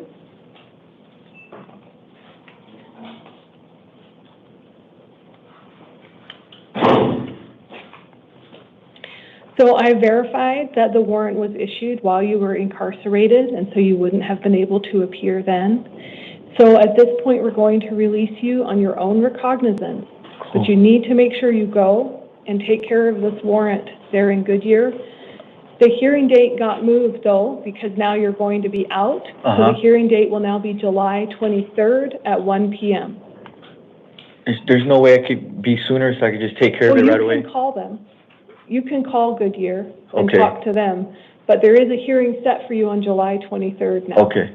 Because you'll be out on your own. Okay. So please make sure to have patience with the detention officers today. There's a lot of people. You might not get out right away, but it will be sooner than later. All right. Okay. So I'm getting OR? Yes. Okay. Thank you very much. You're welcome.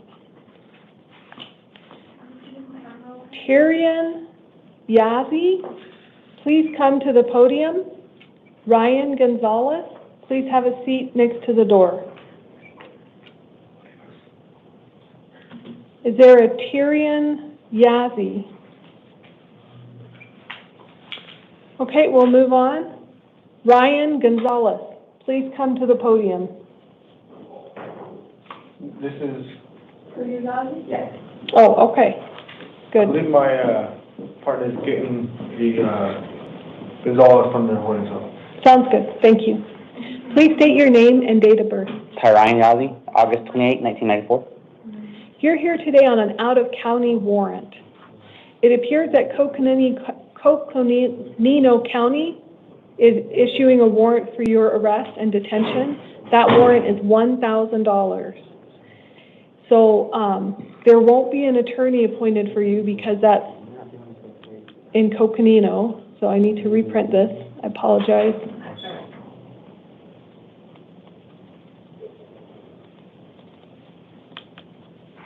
Okay, so it'll be up in Coconino County, and your hearing date is July 9th at 8:30 in the morning. The address and phone number will all be on your paperwork. If you do make bond, the $1,000, then make sure that you don't drive without a valid license or have any drugs without a prescription, and keep the court updated with your address. Okay? Is it cash only or? No, it's secured. Okay. All right. It'll just take a minute to reprint your paperwork if you'd like to have a seat. Thank you. Ryan Gonzalez, please come to the podium. After that, Noah Rinda. Oh, and was Ryan Gonzalez here? Okay. Please state your name and date of birth. Ryan Gonzalez, 10/18/82. Thank you. You're here today on 4 separate matters. One is a Superior Court new case where it's been alleged that you had dangerous drugs, which is a Class 4 felony, narcotic drugs, Class 4 felony, and then drug paraphernalia, which is a Class 6 felony. This court did find probable cause and appointed an attorney for you at your next hearing, which is July 10th at 8:30 in the morning. A secured appearance bond is set in this matter at $500. On your next matter, your next 3 matters, they are all probation violation warrants. The first one was for violating Term 1, and the bond is set at $100, and it's the same for the next 2. All of them have the same hearing date, July 11th at 8:30 in the morning. If you do make this bond, so that's $800 secured, then you need to contact your probation officer right away and make sure to attend those hearings. All of this information is on your paperwork. Please step to your left. Noah Rinda, please come to the podium. Cesar Roman Grijalva, please have a seat by the door. Please state your name and date of birth. Noah Rinda, 08/07/2001. You're here today on a new Superior Court case. There are allegations of unlawful flight from law enforcement, which is a Class 5 felony. This court did find probable cause and has appointed an attorney to represent you at your next hearing, which is July 10th at 8:30 in the morning. There is a secured appearance bond set at $250. If you pay that bond and are released, make sure to follow the conditions of release, which include not driving without a valid license, keeping the court updated with your address. All of that information is on your paperwork. Please step to your left. Cesar Roman Grijalva, I'm sorry. It's a good thing that, please state your name and date of birth. Cesar Roman Grijalva, 10 October 3rd, 2006. Thank you. You're here today on 2 separate matters. The first one is a new Superior Court case where there were allegations of narcotic drug possession, which is a Class 4 felony. This court did find probable cause and has appointed counsel for you at your next hearing, which is July 10 at 8:30 in the morning. A bond is set at $200 on that charge. Your second charge is what's called a Term 1 probation violation. So because you're on probation and any new alleged criminal activity violates probation, You have the second matter. You're also going to have an attorney appointed. The hearing on that one is July 11th at 8:30 in the morning. A $50 bond is set for that violation. If you do make these bonds, make sure to contact your probation officer within 72 hours and make sure to go to your hearing. All of that information will be on your paperwork. But can I pay for both of the bonds at the same time Yes, and be set free? yeah. You can pay for both of them. Yep. Thank you. Please step to your left.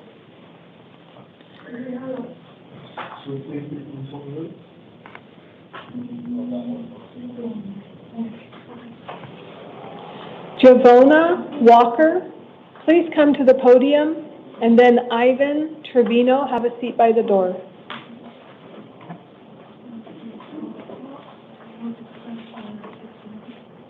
Please state your name and date of birth. Javona Walker, 1897. You're here today on a Superior Court failure to appear bench warrant. So there was a status conference that you did not attend, and a warrant was issued for $500. That's a secured bond. This court's going to affirm that. You already have an attorney in this case, and they will go with you to your July 10th, 8:30 a.m. status conference that's being reset for you. If you make the $500 secured bond, make sure to go to court so not another warrant gets issued. Keep your address updated with the court. There's a few other conditions, but they're very standard. It's all written on your paperwork. Okay. Please step to your left. Ivan Trevino, please come to the podium. Manuel Oliva, have a seat by the door.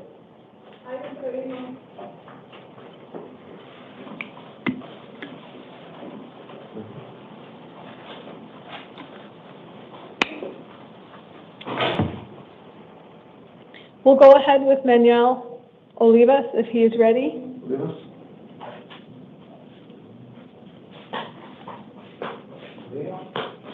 Please state your name and date of birth. Manuel Olivas, 10/23/96. You're here today on a Superior Court criminal arrest warrant. The allegations include theft, which is a Class 3 felony, fraud, which is a Class 5 felony, and false statement, which is a Class 6 felony. This court did find probable cause. An attorney has been appointed for you. Your next hearing is on July 14th at 8:30 a.m. A secured appearance bond is set for you at $500. That means you can use a bail bondsman. If you do make that bond, be sure to follow all the conditions of release that are printed on your paperwork. Okay. Okay. Actually, I think this is identity theft, because I actually got arrested back in February for a supposed warrant I had in So I'd like to caution you, sir, that this is being recorded as well as transmitted, so anything you say here today may be used against you in future proceedings. Yes, but I got bonded and they dropped the charges there, and ever since then, I went to the IRS, I filed for identity theft. I don't owe nobody anything. All the charges, I have papers. Yeah, everything I have is, Okay, so there are other allegations besides that one, so you will have a hearing. I would recommend you talk to your attorney about that and find out if you can get a court order to clear up any of these charges you believe have already been handled. Yeah. So it would be good to get a court order on that. Okay. Okay, please step to your left. Is Ivan Trevino available?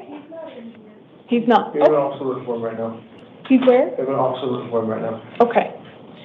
Tyler Sims, please come to the podium. Matthew Aki, please sit by the door. Please state your name and date of birth. Tyler Sims, 11893. You're here today on a new Superior Court case. There's allegations that you were driving the wrong way while you were under the influence, so aggravated DUI, which is a Class 4 felony. There's also other DUI charges, including driving with more than .08, extreme DUI of driving with more than .2, reckless driving, and those are all misdemeanors. This court did find probable cause. It appears that you are not indigent, so you may either represent yourself or hire an attorney to represent you. There is a hearing set for July 21st at 8:30 in the morning. This court would like to release you today on what's called supervised release. So that means that you would have random alcohol testing until that hearing date so that you can build a record and show the next court that you can be sober. So that it would be part of your release condition. You had a question, sir. I just want to know which court is that? Sure. It's the downtown court. It's on 175 West Madison. All of this will be on your paperwork, the date, the time. Okay. So please do follow your release conditions, including the random testing, and then go to your hearing. Thank you, sir. It'll be on your paperwork. Matthew Aki, please come to the podium.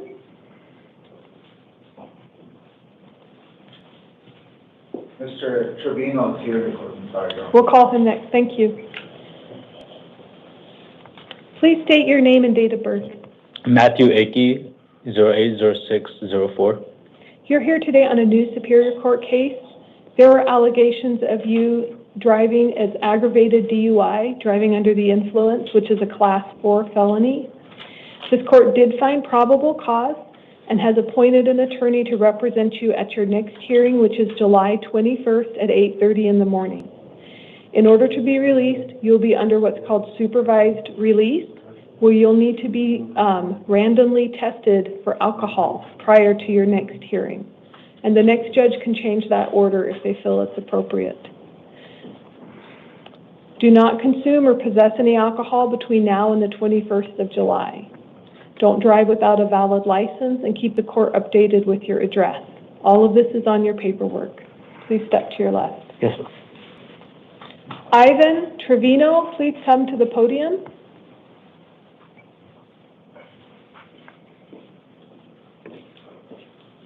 Please state your name and date of birth. Ivan Trevino, 10/27/92. You're here today on 3 separate warrants. Okay. The first one is a justice court warrant. There's allegations of assault, which is a misdemeanor. You'll have an attorney appointed to you at the next hearing at justice court for this. There is a bond set in the first matter of $50. The second matter is a Superior Court probation violation warrant. There's a petition to revoke your probation, alleging that you violated terms 3, 4, 5, 7, and 15. On this one, there is a $250 bond set. An attorney has been assigned to represent you. There's a hearing on July 11th at 8:30. And on your last one, it's also a Superior Court probation violation warrant. And this one, it's the same terms, 3, 4, 5, 7, and 15. This one, the $500 bond is affirmed. So an attorney is already on that case with you, but you do have a hearing July 11th at 8:30 in the morning. If you make this bond, make sure to contact your probation officer within 24 hours because you were on intensive probation. So if you make this bond, make sure you contact them right away and go to your hearings. And how much is the bond? Let me count it together. 50, 250, that's 300, 800 total secured. I'm good. Now you got So that kind of it's money. 800 secured total, but you need to make sure to follow the conditions of your probation and go to that hearing. Okay. Okay, it's all on your paperwork. Okay.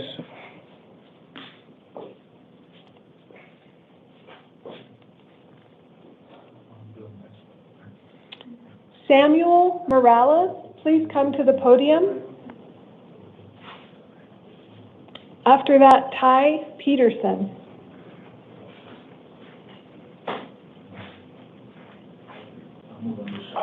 Please state your name and date of birth. Samuel Morales, 10/04/2004. You're here today on a new Superior Court case. There are allegations of theft of a vehicle, which is a Class 3 felony, and criminal damage, which is a Class 5 felony. This court did find probable cause and has appointed an attorney to represent you at your next hearing, which is on July 21st at 8:30 in the morning. This court would like to release you on your own recognizance, meaning on your promise to attend that hearing, but there are conditions to your release. The conditions include not to return to the scene of the alleged crime or contact any of the alleged victims, witnesses, complainants. Also, you need to continue to keep the court updated with your address. Okay. Okay, the rest of those conditions will be on your paperwork. All right. Please step to your left. Ty Peterson, please come to the podium. After that, Salem Burelsi, please have a seat. Please state your name and date of birth. Ty Peterson, December 17th, 2001. You're here today on a new Superior Court case. It's been alleged that you had dangerous drugs in your possession, which is a Class 4 felony. It appears you're not indigent, so you'll need to hire your own attorney or represent yourself. Your next hearing is on July 21st at 8:30 in the morning. This court would like to release you today on your promise that you will attend that hearing. I promise I will attend that hearing, but also I am not from this state. I am from Montana, so is there any way I could be able to do Zoom? But at the end of the day, you know, if that is going to be a problem, I have no problem flying here. So you need to not leave the county even until your hearing, but there is a way for us to change your hearing date. If you would like, I can set bond for you at $50, and then your hearing date would get moved to July 10th. So that would be in 5 days.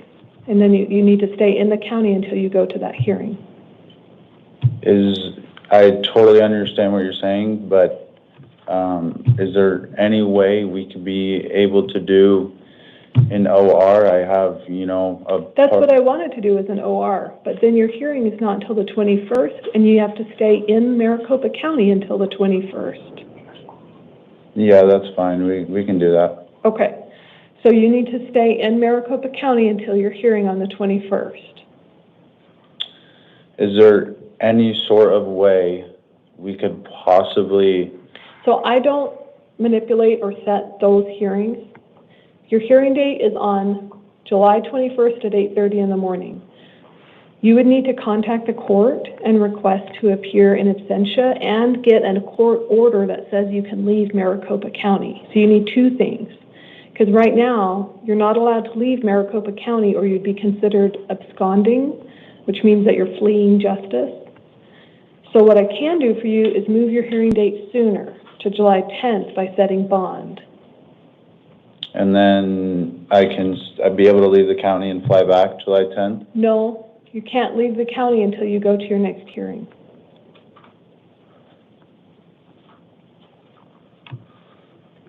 What do you do in Montana? I'm a full-time project engineer for a company. I just graduated college. It's my second month there. I also just have a puppy that I have a babysitter that's watching right now. I have my house out there, and, you know, at the end of the day, my life would be done if I'm staying here. Take a seat. I'm going to ask for a second opinion, and we'll see what we can do, because I'm not sure how they set the hearing. Yeah. Normal circumstances, you cannot leave the county. Yes. It sounds like your circumstances are not normal. Yeah. So let me just check on something. If you will have a seat in the gallery, wait until, you might have to wait a few minutes. Yes, Okay. I know. Thank you so much, and I totally understand everything you're saying, but at the end of the day, you know, this is very serious to me, and I have no problem flying back, and I am not the type of person that would miss a court. So if you can really please take that into consideration and totally understand where I'm coming from. I have worked my tail off to get this job, and, you know, So I've heard what you said. Now I need to find out what's possible. Yes. Thank you so much. If you can take a seat. Thank you. Salem Borelsi, please come to the podium.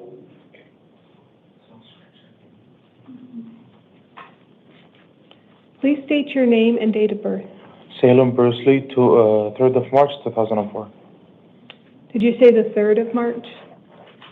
3rd of March, 2004. Yep. Thank you. I apologize. You're here today on a new justice court case. There was allegations that you were driving on a suspended or revoked license, as well as exceeding the speed limit by over 20 miles per hour.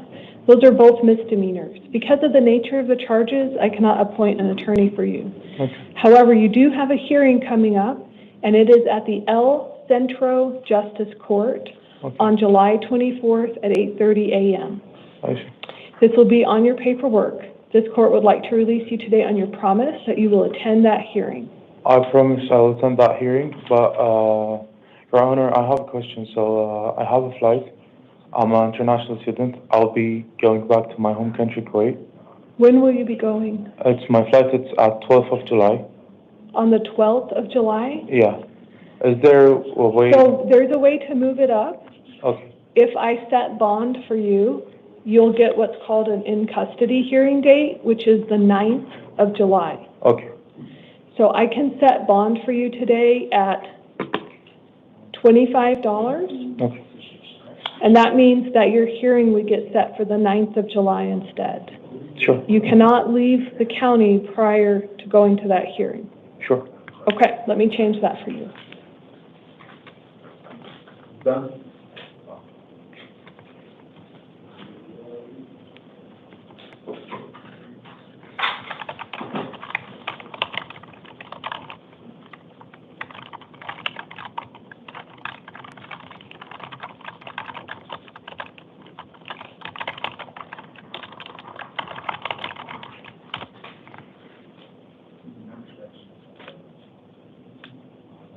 Now the date is going to be July 9th at 8:30 a.m., but in order to be released today, you'll have to pay a $25 bond.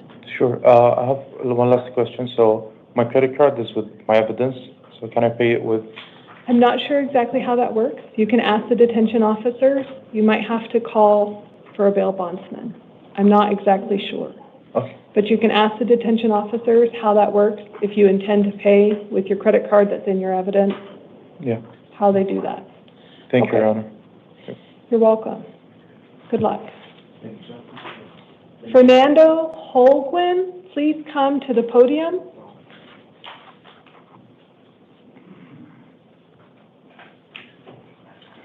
So that was number 12. Thank you. Evening, Your Honor. Please state your name and date of birth. Fernando Holguin, 1/1985. You're here today on a justice court warrant for driving with a suspended license, which is a misdemeanor. Because of the nature of the charge, this court cannot appoint an attorney for you, but you do have a hearing set in Arrowhead Justice Court. Arrowhead? It's on July 22nd at Okay. 2 p.m. This court would like to release you today on your promise that you will appear at that hearing. Sure. Okay. The phone number for the court is also listed on your paperwork. Okay. Please follow all the release conditions. I will. Thank you, Your Honor. That's Okay. Okay.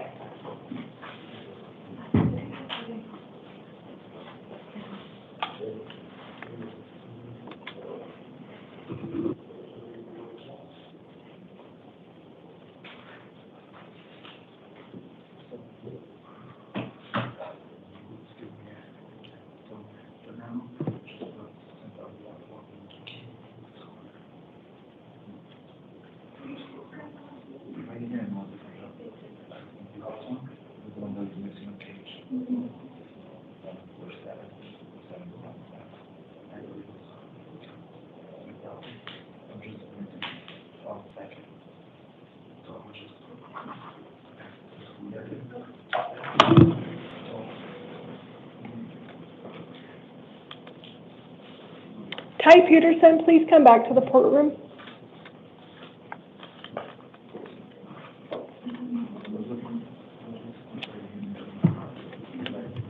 Okay. So what we're going to do is we're still going to release you on your own recognizance, but I am going to add in that you may travel outside of Arizona. You're going to Montana only. Are you driving or are you flying? So I am flying to Montana only. I work right in Bozeman, Montana, and have a house right there in Three Forks, Montana. Okay. Since your court date is on July 21st, I'm going to ask you to return by the 20th. Yes. Okay. Yes.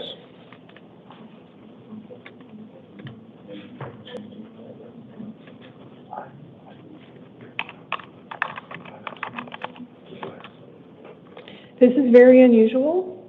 No, I And really think. if you can contact the Superior Court, their information will be on your release paperwork. You may be able to work out with them, or if you hire an attorney here in Arizona to represent you, a way for you to appear in absentia. But that's up to the Superior Court, not here at the IA Court. We're different. No, I get it. Okay. Thank you so much. So I'm going to go ahead and sign this order, and it only allows you to go to Montana, nowhere Yes. else. Nowhere else. Okay. And you will need to return by the 20th unless there's a different court order. So another court can change this in between now and the 21st, but otherwise you have to be back in Maricopa on the 20th. Okay. It'll just take them a moment. So if you'd like to have a seat, they'll bring you that paper. Thank you, and, I know flying might, stop in Vegas and go to Montana. Is that totally, or So- I think there is a straight shot. When you get on the plane, don't exit any airport, yeah. don't just go straight to Montana. Yes, I of course. understand sometimes there's Yeah. connections, but, Thank you so much. I appreciate you. so just wait for your paperwork right out there. Thank you. Do we have a translator? Okay, thank you. Oh, I see him now. I'm sorry, that's my fault. I am adding you to the... Hello, is the translator on the line? Yes, I'm here, ma'am. Thank you. This is Commissioner Yes, Gentry you're in the welcome. initial, this is Commissioner Gentry at the initial appearance court. We need your assistance in one matter. If you would please call Juan Nadomi Chavez to the stand. Muy bien, le estamos hablando de parte del comisionado de Gentry en la primera apariencia en la corte. Nosotros necesitamos su ayuda con el siguiente asunto. Si usted puede llamar a Juan Nadomi Chávez para permanecer.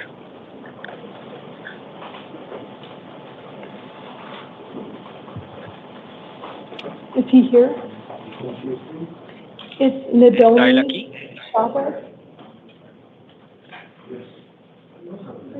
¿Está aquí Nadomi Chávez? Okay. Please state your name and date of birth. Por favor, identifique su nombre y su fecha de nacimiento. Juan José Nidome Chávez, 23 de febrero del 93. Juan José Gómez Chávez, the 23rd of February of 1993. You're here on a new Superior Court case. Usted está aquí en un caso de la Corte Nuevo y Superior. It's alleged that you took the identity of another. Está alegado de que usted ha tomado la identidad de alguien más. This is a Class 4 felony. Este es un delito de clase 4. An attorney has been assigned for you. Un abogado ha sido asignado para usted. Your next hearing is July 10th at 8:30 in the morning. Su siguiente audición es para el día 10 de julio a las 8:30 de la mañana. A secured bond is set at $15,000. Entonces, un vínculo del seguro se ha establecido por $15,000. You may use a bail bondsman. Usted puede usar a un hombre fiador. If you make bond, you are not to have any contact Si usted hace un préstamo, usted no tiene que tener ningún contacto with any alleged victims, complainants, witnesses, or arresting officers. con ningún alegato de víctimas, de quejas, de testigos o oficiales arrestados. This information will all be on your paperwork. Toda esta información estará en su papelería. Okay, please step to your left. Bien, nos queda el paso 2. Thank you, sir, very much. We don't have any other Spanish language tonight, so I appreciate you coming to help us. You may be excused. Okay, you're very welcome, ma'am. Is there anything else that I can help you with? Not this evening. Thank you. Have a good night.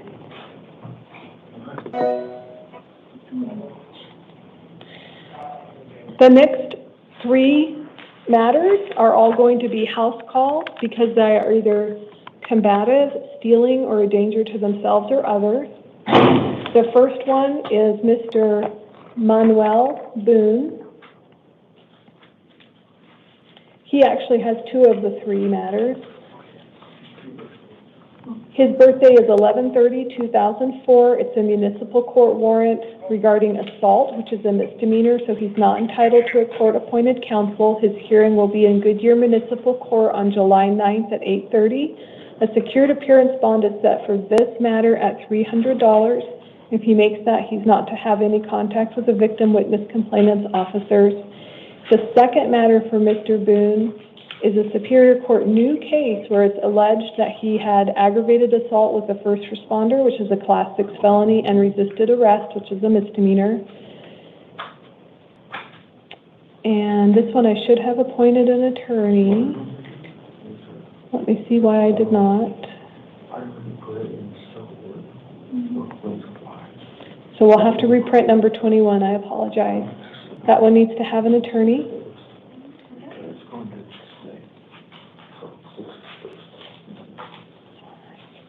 So on number 21, an attorney is appointed for him. His next hearing will be July 10th at 8:30 in the morning. On this one, a secured appearance bond is set at $10,000. Again, no contact with alleged victims, complainants, witnesses, or arresting officers. The other person that we'll be seeing in custody in their cell is Alexander Cruz Flores, and his date of birth is 4/26/1981. He was accused of sexual abuse, which is a Class 5 felony. An attorney has been appointed for him. His next hearing is Superior Court, July 10th, 2025, and a secured appearance bond of $50,000 has been set. That was on the recommendation of, or excuse me, it's a little less than the recommendation of State's Counsel. If he does make bond, he is not to return to the Dillard store on Arrowhead Town Center Drive in Glendale or have any contact with the alleged victims, witnesses, or complainants. All of this will be provided to the defendants at their cells. It is not the intention of this court to return to this recording, so if there are any changes, they will be reflected in the written order. At this time, the 8 p.m. initial appearance hearing is in recess until 11 p.m.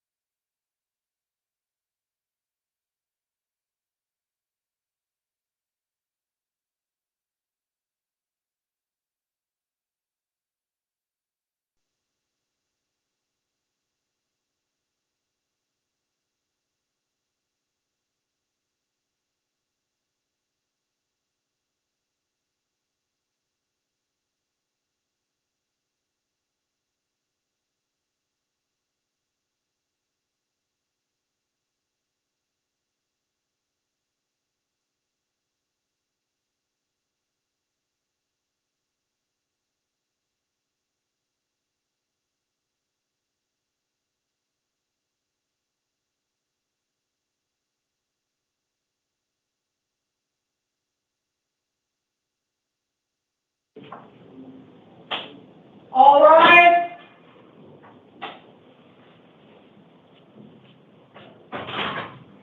Thank you. You may be seated.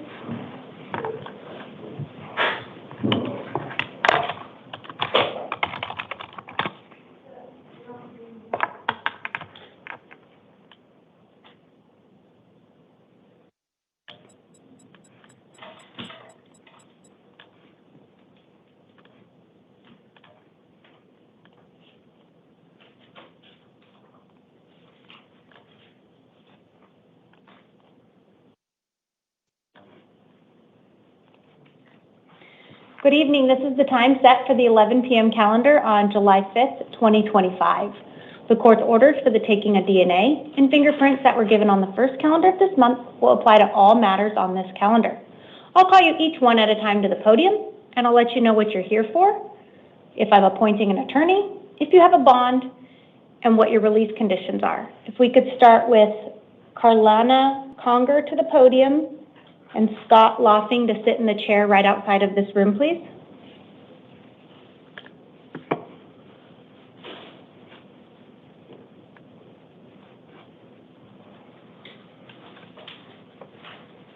Good evening, ma'am. Could I get your name and date of birth? Carolina Mallory Conger, 10/90/89. Thank you, ma'am. It does look like you are here on an out-of-county warrant. Looks like it's coming from Pinal County Superior Court, and it's for a probation violation that was issued. I am going to appoint an attorney to represent you, and you're going to have an arraignment hearing in the Pinal County Superior Courthouse on July 9th at 8:30 in the morning. They have indicated that they will extradite you to appear for that hearing, and they are holding you non-bondable on this warrant.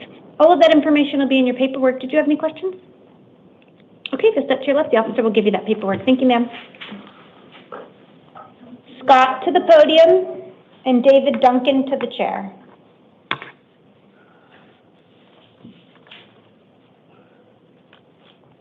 Can you see the message from the county attorney? Well, she said she can't hear. Good evening. Could I get your name and date of birth? Shiat Loafing, 12964. Thank you, sir. It does look like we have two cases on the calendar here this evening. We have a failure to appear bench warrant that was issued for you related to some pending drug charges you have. I'm going to affirm the attorney that was previously appointed to represent you. And I'm going to set a status conference July 10th at 8:30 and a preliminary hearing July 14th at 8:30. You have a secured appearance bond of $250 in that case. You have a second case on the calendar. It is a new Superior Court case. It's for one count of dangerous drug possession, a Class 4 felony, one count of drug paraphernalia possession, a Class 6 felony. Probable cause has been found, and I'm appointing an attorney to represent you. You're going to have the same hearings, the status conference on July 10th at 8:30, the preliminary hearing July 14th at 8:30, but you're also going to have an evidentiary hearing July 11th at 1:30 in the afternoon. Because you were out on felony release on that first case we just spoke about, you will be held non-bondable on this case. The hearing set for July 11th at 1:30 is the time set to determine if bond will be set on these charges. So although you have a bond on that one case, you will not be released until you find out on July 11th if bond will be set on these new charges. Did you have any questions? All right, if you'll step to your left, they'll give you that paperwork. Looks like you can hear that. David Duncan to the podium and John Ramos to the chair.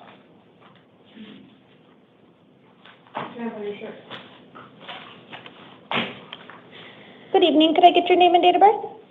David Duncan, May 10th, 1994. Thank you, sir. It does look like we have three cases on the calendar.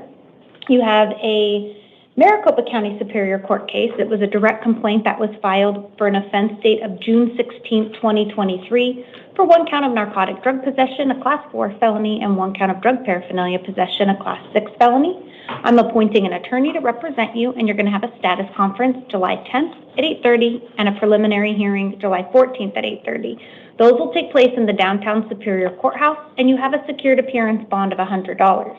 However, you're also on probation in Pinal County, and they've issued 2 warrants for your arrest based on a probation violation. And I'm appointing counsel and setting an arraignment hearing on July 9th at 8:30 in the Pinal County Superior Courthouse. They are holding you non-bondable on the 2 Pinal County cases. So although you have a bond on the Maricopa County case, you will not be released until you have your hearing in Pinal County. All of this information will be in your paperwork, sir. Did you have any questions? No. Okay, just step to your left. The officer will give you that paperwork. John Ramos to the podium and Ismael Reyes to the chair.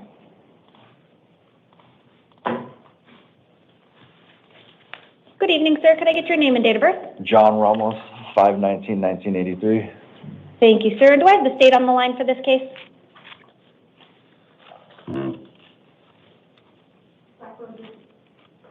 Ms. Stetson, it looks like you are muted. Can you hear me?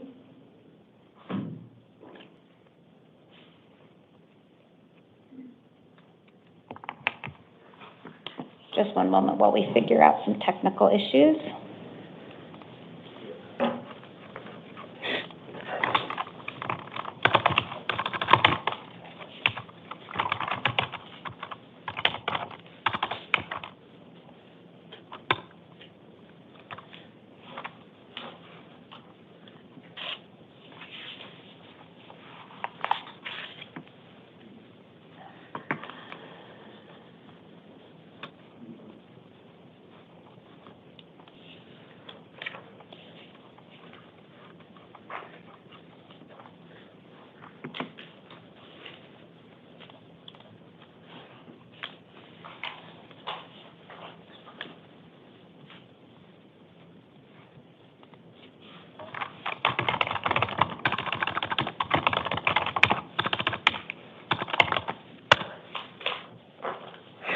It'll be just one moment. She's having technical issues. She's going to probably call in here in just 1 second.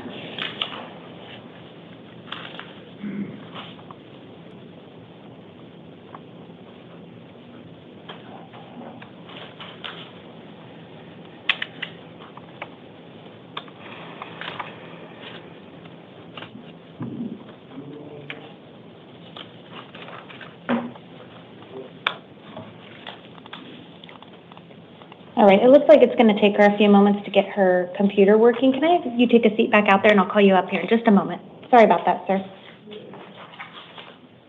Mr. Reyes to the podium and Ms. Velasquez to the chair.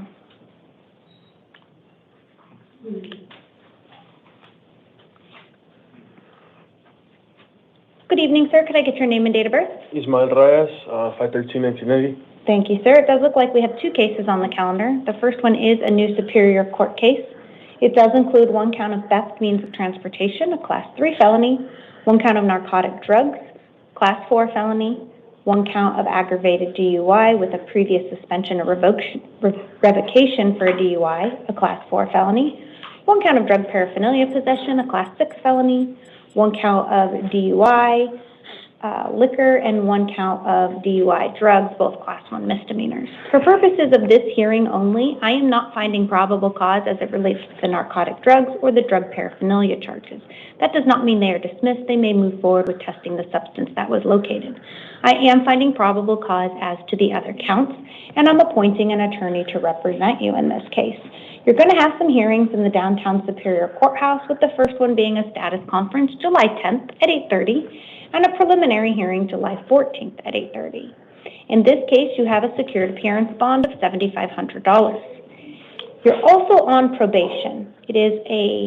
And you have a violation of terms 3, 4, 5, and 15. So I'll appoint counsel and set a probation revocation hearing on July 11th at 8:30, and you have a secured appearance bond of $2,000 in that case. If you do post bond, you will be released to the supervision of pretrial services for alcohol, drug testing, and monitoring. You'll also have written conditions of release. It's going to include not returning to the scene of the alleged crime, no contact with any alleged victim, complainant, or witness, and you must contact your probation officer within 72 hours. All of that will be in your paperwork, sir. Did you have any questions? Okay, if you'll take a step to your left, the officers will give you that paperwork. Do we have it yet? Ashley, can you hear us?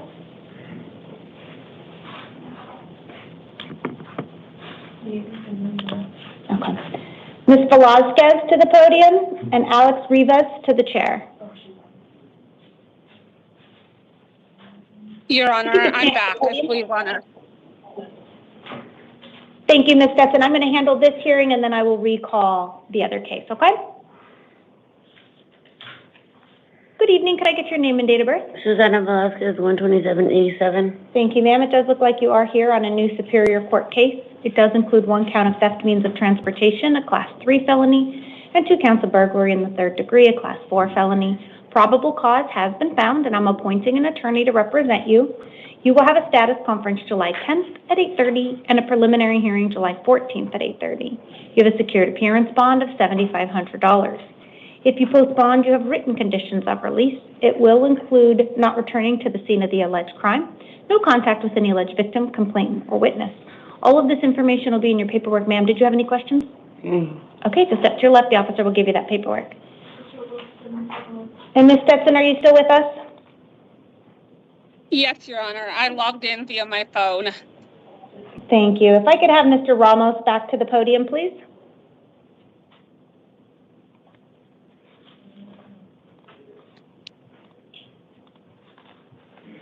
And could I get your name and date of birth?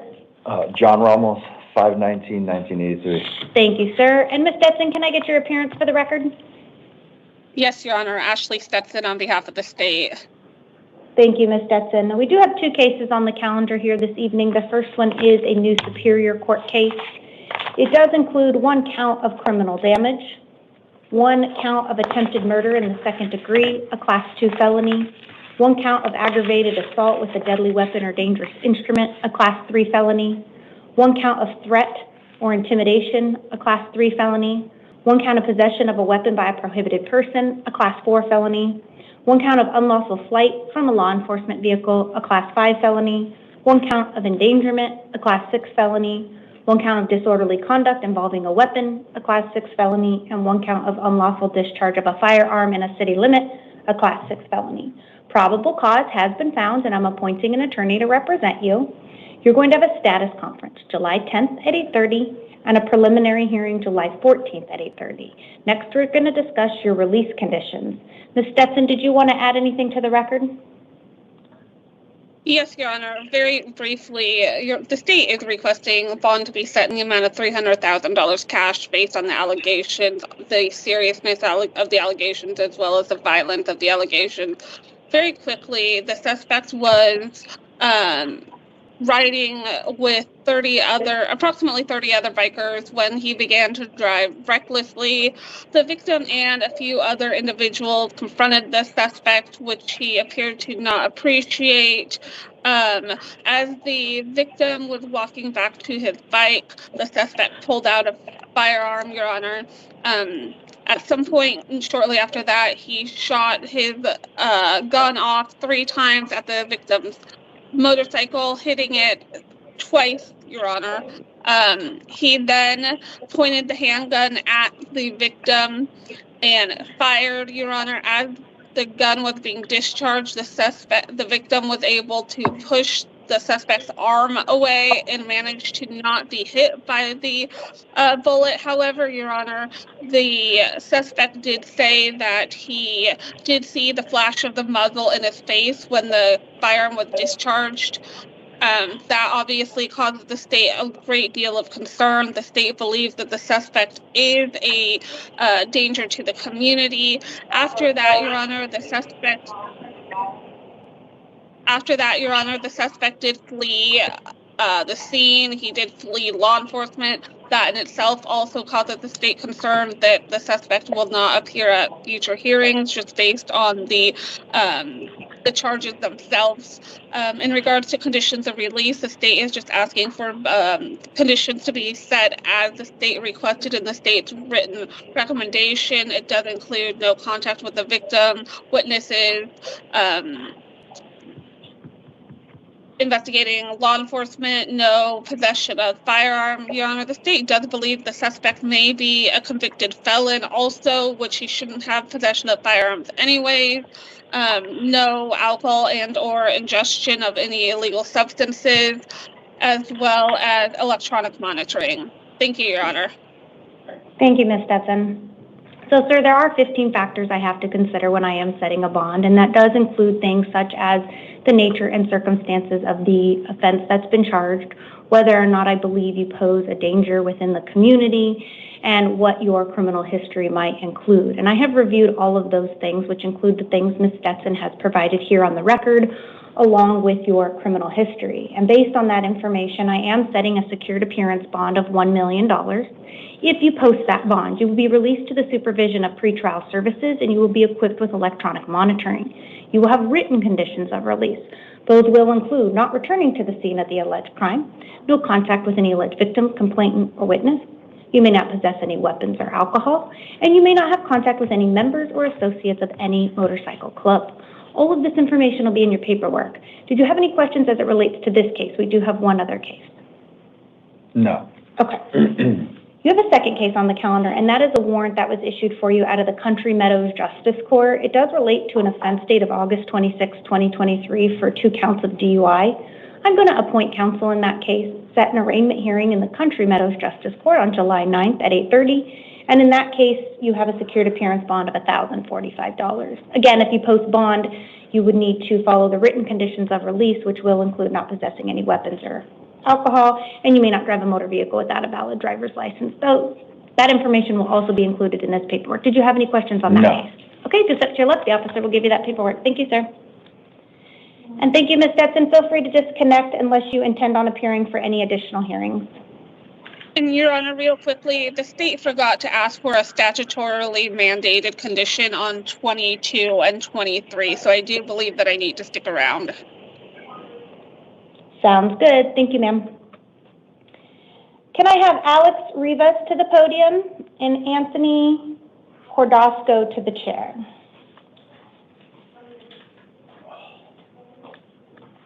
Good evening. Could I get your name and date of birth? Alejandro Rivas, 4/14/1966. Sir, have you ever gone by the name Alex Rivas? I do. Okay. Thank you, sir. But that's my legal name is Alejandro Rivas. Okay, and so Alex was an alias you've used in the past? No, on my ID it goes Alejandro Rivas on top, but I sign it Alex Rivas. I understand. Thank you. It's not an alias. Okay.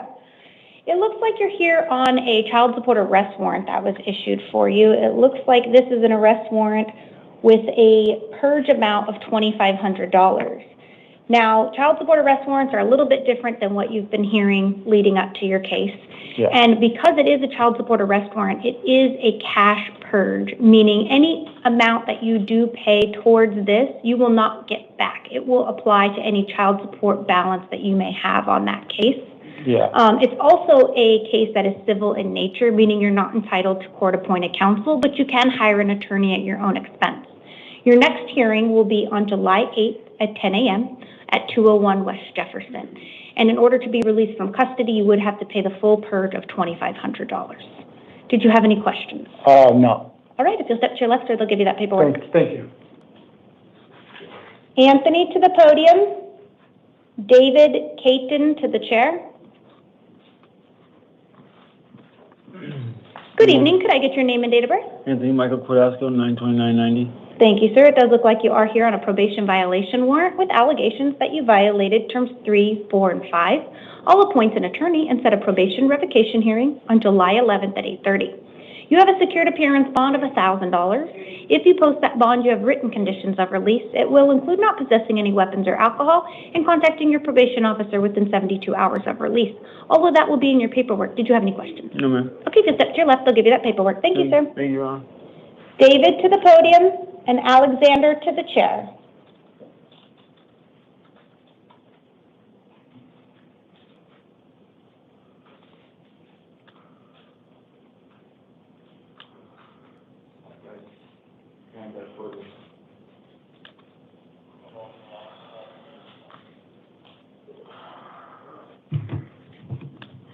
Good evening, sir. Could I get your name and date of birth?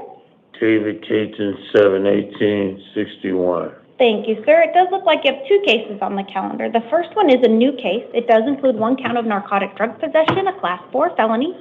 Probable cause has been found, and I'm appointing an attorney to represent you. You're going to have a status conference July 10th at 8:30 and a preliminary hearing July 14th at 8:30. In this case, you have a bond of $50. But you have a second case on the calendar, and that is a failure to appear warrant that was issued for you. And it looks like it relates to missing a non-witness violation hearing. I'm going to affirm the attorney that was previously appointed in that case and set a non-witness violation hearing July 11th at 8:30. And in that case, you have a secured appearance bond of $750. So it's a total bond of $800 between your two cases. If you do post bond, you have written conditions of release that does include not possessing any weapons or alcohol and contacting your probation officer within 72 hours. You'll also need to ensure you attend these hearings. You have 3 hearings coming up. If you fail to appear, another warrant will issue and you'll forfeit any bond that you have posted. Did you have any questions? Yeah, Your Honor, I went into a diabetic coma over in the sidewalk where the governor's office is. I stayed in the hospital 4 months. And he charged me with trespassing. Are you asking me if you're being charged with trespassing? That's what they charged me with. You know, I don't be out here bothering nobody, whether I stay at Cass, whether I'm homeless. And when they did that, they violated me for probation. Now you got me out here in the streets, and so, you know, can't go to Cass, can't go nowhere but in a drug-infested neighborhood to survive out here. In pain, I got neuropathy, I got diabetes, I got heart problems, I got lung problems. I messed up out here. And I don't do no crimes, so I'm like, I went into a diabetic coma, and now all of a sudden, I'm the biggest criminal in the world. I don't got no family. My family is in Michigan. You know, I can't get ahead. The streets kills you. It's only one way out. You get somebody like CBI to help you, which they were helping me.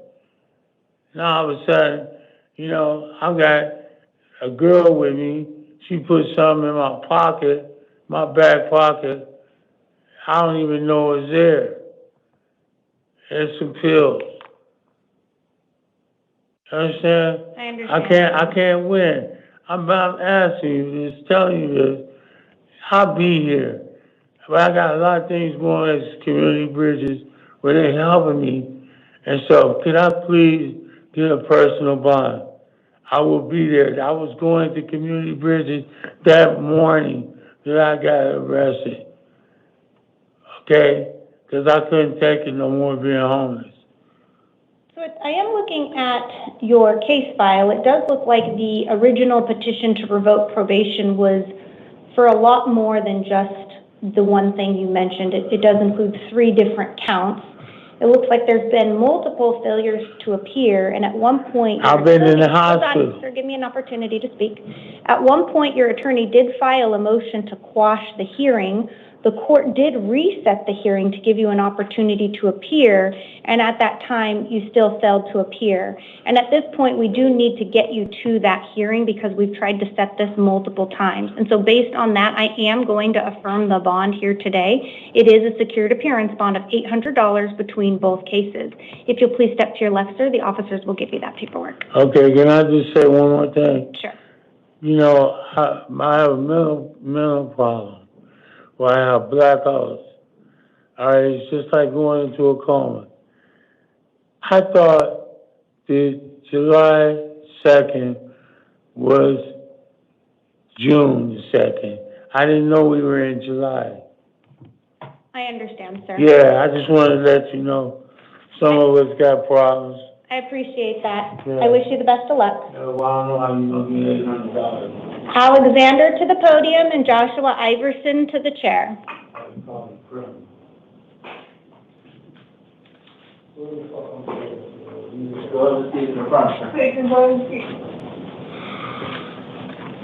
Good evening. Can I get your name and date of birth? Alexander Maharo, May 26, 2005. Thank you, sir. It does look like we have 2 cases on the calendar here. One is a new case for 1 count of theft, control of property, a Class 1 misdemeanor, and 1 count of criminal trespass in the 3rd degree, a Class 3 misdemeanor. Probable cause has been found, and I'm appointing an attorney to represent you. You're going to have an arraignment hearing in the Arrowhead Justice Court on July 9th at 8:30.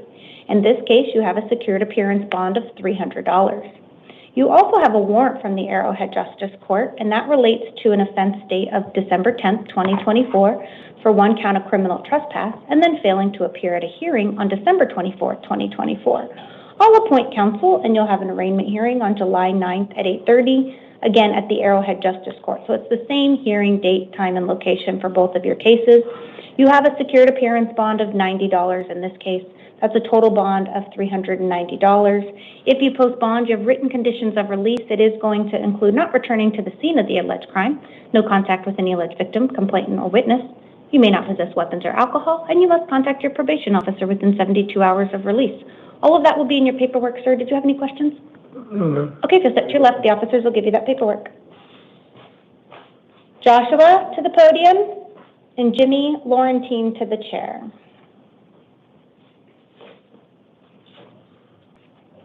Good evening. Could I get your name and date of birth? Joshua Allen Iverson, 10/3/88. Thank you, sir. It does look like you are here on a probation violation warrant that was issued for you with allegations you violated terms 3, 4, 5, and 15. I'll appoint an attorney to represent you, and you're going to have a probation revocation hearing on July 11th at 8:30. You have a secured appearance bond of $250. If that bond is posted, you have written conditions of release. It is going to include not possessing any weapons or alcohol and contacting your probation officer within 24 hours of release. All of that will be in your paperwork. Did you have any questions? No. Okay, just step to your left, sir. They'll give you that paperwork. Jimmy to the podium, and Christopher Six to the chair.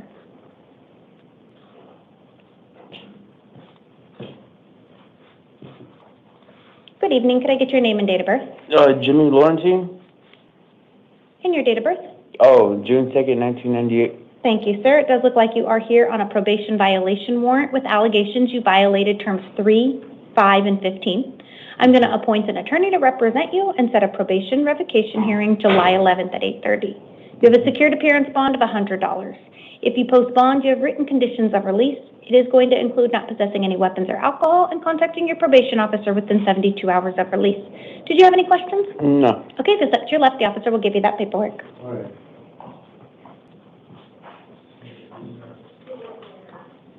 Christopher to the podium, and Victor Rivera to the chair. Good evening. Could I get your name and date of birth? Christopher Orlando, 6/12/1987. Thank you, sir. It does look like you are here on a new case. It does include 3 counts of disorderly conduct, a Class 1 misdemeanor, and 1 count of assault, a Class 1 misdemeanor. For purposes of this hearing, I am not finding probable cause as to the disorderly conduct. That does not mean that the charge is dismissed.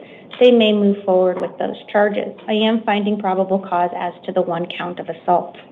Due to the nature of your charges, you're not entitled to court-appointed counsel, but you can hire an attorney at your own expense. You are going to have an arraignment hearing in the Surprise Municipal Court on July 29th at 1:30 in the afternoon. I am releasing you today on your own recognizance. That is your promise to appear. You do have written conditions of release. It is going to include not returning to the scene of the alleged crime, no contact with any alleged victim, complainant, or witness.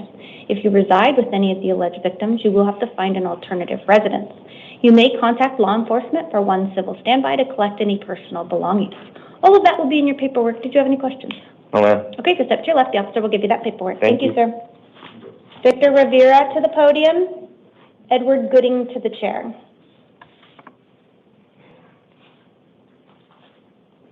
Good evening. Could I get your name and date of birth? Victor Rivera, March 12, 1993. Thank you, sir. It does look like you are here on a new Superior Court case. It does include 1 count of narcotic drug possession, a Class 4 felony, and 1 count of drug paraphernalia possession, a Class 6 felony. Probable cause has been found, and I'm appointing an attorney to represent you. You'll have a status conference July 21st at 8:30 and a preliminary hearing July 23rd at 8:30, both in the downtown Superior Courthouse. I'm releasing you today on your own recognizance. That is your promise to appear at those hearings. You have written conditions of release. It does include not possessing any drugs without a valid prescription and not driving a motor vehicle without a valid driver's license. You'll also need to ensure you attend those hearings. If you fail to appear, a warrant will issue for your arrest and you'll be held on bond at the next hearing. Did you have any questions? No, ma'am. Okay, just step to your left. The Thank you. officer will give you that paperwork. Edward Gooding to the podium and Curtis Schroeder to the chair.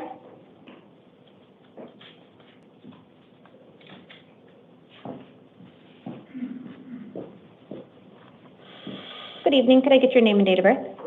Edward Gooding, 7/26/69, ma'am. Thank you, sir. It does look like we have two cases on the calendar here this evening, and I am going to have to reprint 28. It looks like our first case is a new Superior Court case, and it relates to one count of narcotic drug possession, a Class 4 felony, and one count of drug paraphernalia possession, a Class 6 felony. Probable cause has been found, and I'm appointing an attorney to represent you. You will have a status conference July 21st at 8:30 and a preliminary hearing July 23rd at 8:30. You're also on probation, and so when you were picked up for this offense, that is a Term 1 violation of your probation case. So I'm going to appoint an attorney to represent you, and you're going to have a probation revocation hearing on July 11th at 8:30. I am going to release you today on your own recognizance. Thank you, Your Honor. But that is subject to the supervision of the Maricopa County Adult Probation Department. Thank you. You have written conditions of release. You are not to possess any weapons, you are not to possess any drugs without a valid prescription, and you are not to possess or consume alcohol. You also need to contact your probation officer within 72 hours of release. Yes, ma'am. All of that will be in your paperwork. Did you have any questions? Thank you, Your Honor. Okay. Thank you. If you'll take a seat out there, the officer will bring you your paperwork, okay? Thank you, sir. Same seat, ma'am. Officer Curtis Schroeder to the podium and Anthony to the chair. Good evening. Could I get your name and date of birth? Yes, Curtis Bradley Schroeder, 5/15/91. Thank you, sir. It does look like you are here on a justice court warrant. It has an offense date of April 29, 2025 for one count of shoplifting, a Class 1 misdemeanor. It looks like you failed to appear at a hearing on May 29, 2025, and as a result, this warrant issued. Due to the nature of your charges, you're not entitled to court-appointed counsel, but you can hire an attorney at your own expense. You're going to have an arraignment hearing on July 24th at 8:30 in the L Central Justice Court. I'm releasing you today on your own recognizance. That is your promise to appear. You'll have written conditions of release that will include not possessing any drugs without a valid prescription, and you may not drive a motor vehicle without a valid driver's license. All of that will be in your paperwork. Did you have any questions? No, Your Honor. Okay, just step to your left, sir. They'll give you that paperwork. Thank you. Anthony to the podium and Jesse to the chair.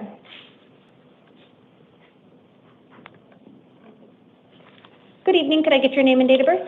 Anthony Valle, And your date of birth. January 19, 1996. Thank you, sir. It does look like you are here on a new case. It does include one count of two counts of criminal trespass of a residential yard, a Class 1 misdemeanor, and one count of resisting arrest, passive resistance, a Class 1 misdemeanor. Probable cause has been found. However, due to the nature of your charges, you're not entitled to court-appointed counsel, but you can hire an attorney at your own expense. You'll have an arraignment hearing in the Guadalupe Municipal Court, which is now being held in the Tempe Municipal Court facilities. That will be on July 23rd at 8:30 in the morning. Date, time, and location will be in your paperwork. I'm releasing you today on your own recognizance. That is your promise to appear at these hearings. You will have written conditions of release, and you will be subject to the supervision of the Adult Probation Department as you are currently on probation. You're not to possess any weapons or alcohol, and you must contact your probation officer within 72 hours of release. Did you have any questions? No, ma'am. Okay, Thank so you. step to your left, sir. They'll give you that paperwork. Jesse to the podium. Fleury Nova Torres to the chair. Good evening. Could I get your name and date of birth? Jesse Ray Dial, October 12th, 1989. Thank you, sir. It does look like you are here on a new Superior Court case. It does include one count of burglary in the second degree, a Class 3 felony. For purposes of this hearing only, I am not finding probable cause as to the current charges. That does not mean they are dismissed. The state may move forward with them, or they may alter them based on the information that they have.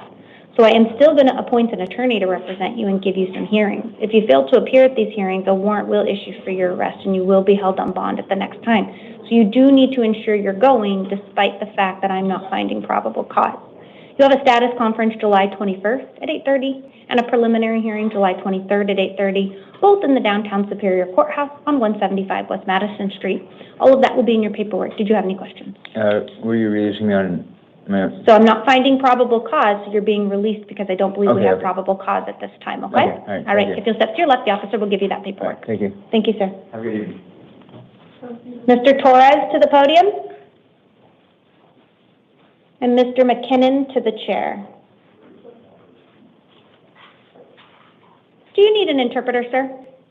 Yeah. Okay, one moment.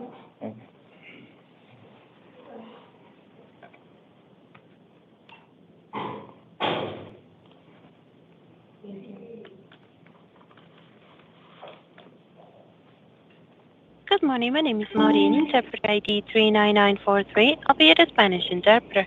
Please speak in clear, short sentences so that I can interpret everything. How can I help you? Thank you, ma'am. We have one case on the calendar. Are you ready to begin? Yes, ma'am. Yes. All right. Good evening, sir. Could I get your name and date of birth? Buenas noches, señor. ¿Me puede decir su nombre y fecha de nacimiento? Fleurinova, enero 17, 2001. Claudia Noah, January 17, 2001. Thank you, sir. We are here today on a new Superior Court case. Gracias, señor. Estamos acá en un caso de la Corte Suprema. It does include one count of aggravated assault, a Class 4 felony.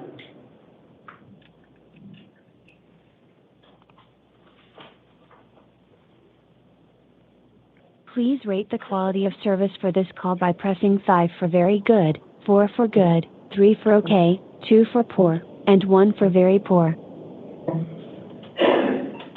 It looks like we lost our interpreter, so it'll just be one moment, okay? Okay.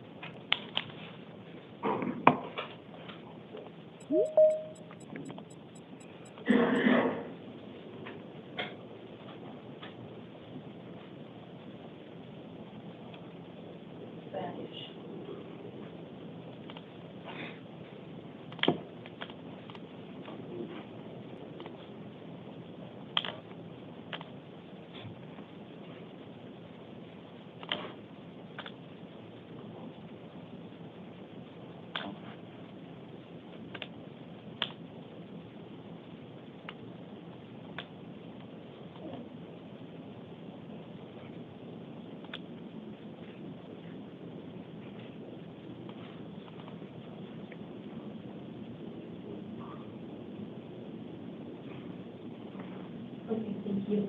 Are you okay with this is a legal matter? Okay.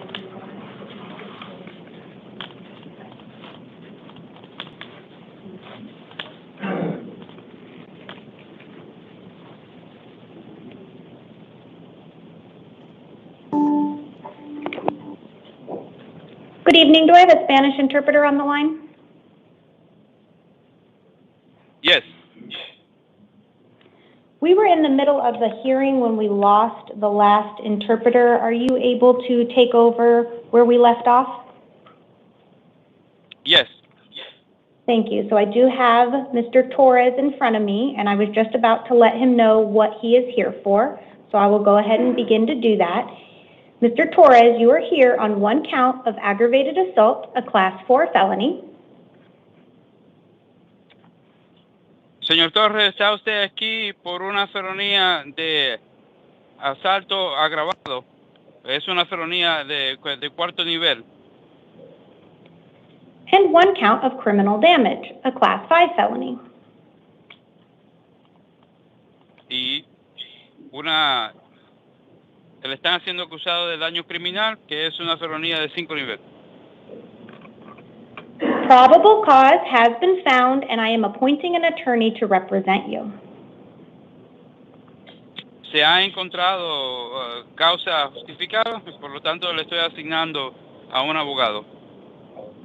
You're going to have a status conference July 10th at 8:30. El día 10 de julio a las 8:30 usted va a tener una audiencia de estatus.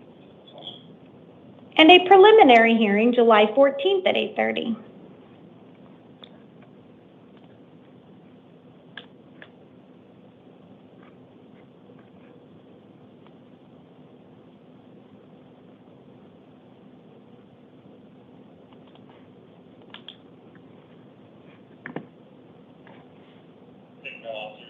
Sir, are you still on the line with us?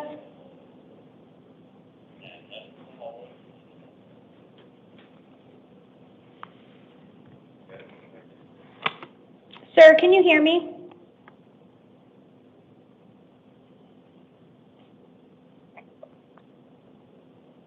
It seems as though we may have lost this interpreter as well.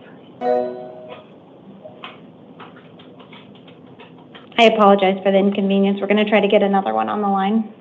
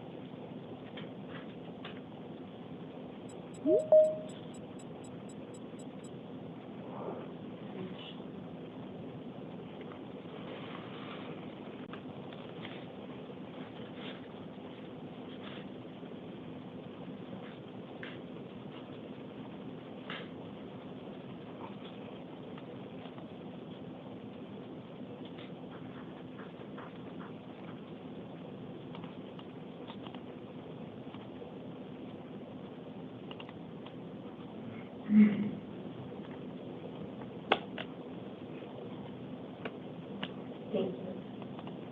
Are you able to assist the legal matter? Okay. So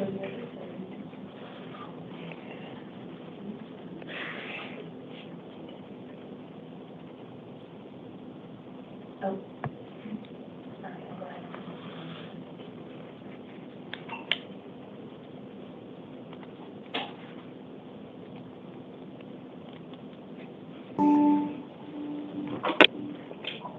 Good evening. Do I have a Spanish interpreter on the line? Yes, ma'am. The Spanish interpreter is here. This is Maria, ID 49758. Thank you, ma'am. And we were in the middle of a hearing when we lost our previous two interpreters. Are you ready to proceed at this time? Yes, ma'am. I'm ready. Okay. I have Mr. Torres in front of me, and I'm going to recap just because we've had some struggles. So, Mr. Torres, you're here on some new charges. It includes 1 count of aggravated assault and 1 count of criminal damage. Bien, señor Torres, yo voy a resumir para asegurarnos de que todo esté claro. Excuse the interpreter. You said 1 charge of aggravated assault and 1 charge? Criminal damage. Thank you. Usted está aquí por un cargo de asalto agravado y un cargo de daño criminal. I have appointed an attorney to represent you. Yo he asignado un abogado para que lo represente. And I've set 2 hearings, one July 10th and one July 14th at 8:30 a.m. Y yo he programado 2 audiencias, una del 10 de julio y una del 14 de julio a las 8:30 a.m. You have a secured appearance bond of $25,000. Usted tiene una fianza de aparición asegurada de $25,000. If you post bond, you will be released to the supervision of pretrial services. Si usted pagar esta fianza, sería liberado bajo el cuidado de los servicios previos al juicio. And you will be equipped with electronic monitoring. Y usted será equipado con un monitor electrónico. You also have written conditions of release. ¿Usted también tiene condiciones escritas de liberación? Some of those will include not returning to the scene of the alleged crime. Algunas de ellas incluyen no volver a la escena del supuesto crimen. No contact with the alleged victim. Ningún contacto con la presunta víctima. And you must obey the terms of any order of protection that is issued. Y usted debe obedecer los términos de cualquier orden de protección que se emita. Did you have any questions, sir? ¿Usted tenía alguna pregunta, señor? No. Thank you. No. Thank you, sir. If you'll step to your left, the officers will give you that paperwork. Gracias, señor. Aquí hacia su izquierda, la oficina le dará sus papeles. I really appreciate your assistance this evening. Thank you for getting us through that hearing. That does conclude our needs for a Spanish interpreter, so please feel free to disconnect at your convenience. My pleasure, and thank you for using our services. One more time, this is Maria, ID 49758. Have a good day. Thank you. And was the courtroom just cleared, officer? Yes. Thank you so much. If I could have David McKinnon to the podium and Angelo Murray to the chair. Good evening. Could I get your name and date of birth? David McKinnon, McKinnon, And your date of birth, sir? September 28th, 1968, please. Thank you so much. It does look like you are here on a warrant. I can't hear you hardly. Do you need the headphones? Yeah, 'cause I'm hard of hearing in this ear. I got one ear good. Okay, one moment. The officer will give that to you. Yes, ma'am.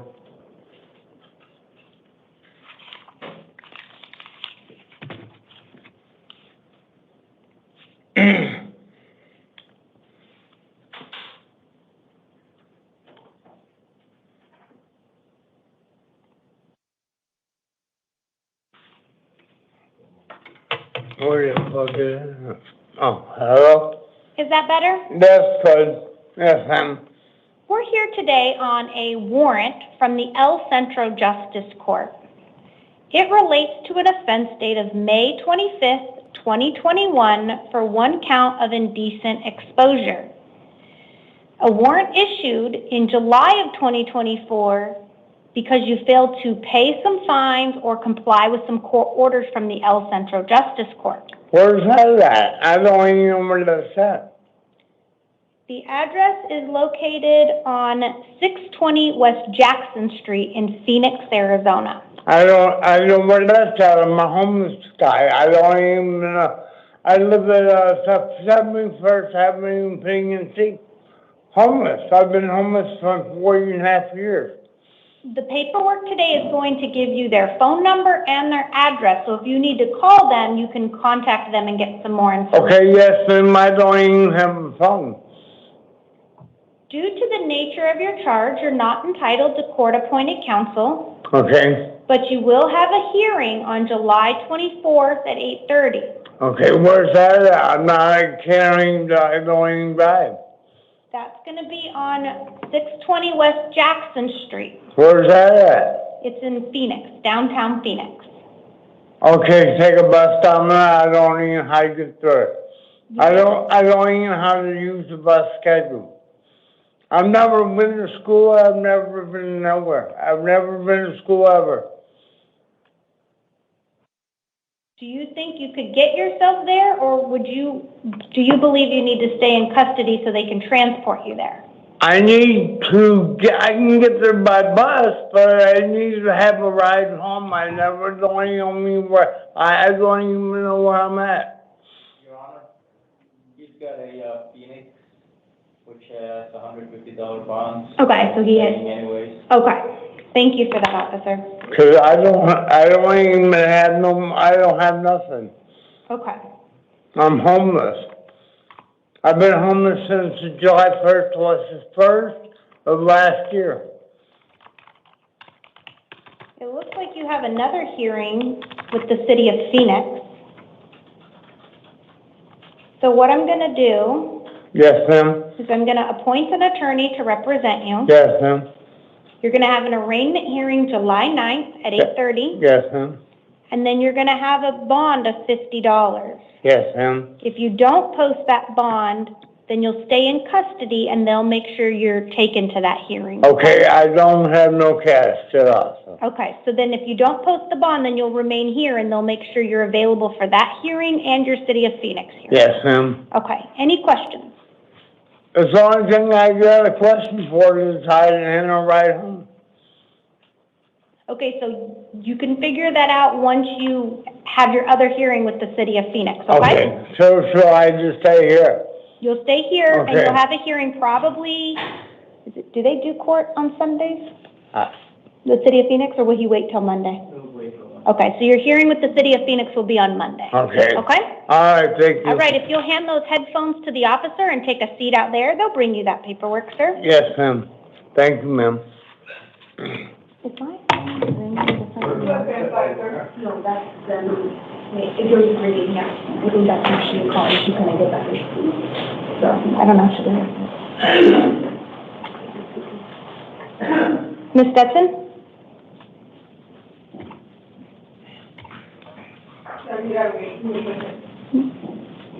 Ms. Stetson, can you hear me? Can you hear the court?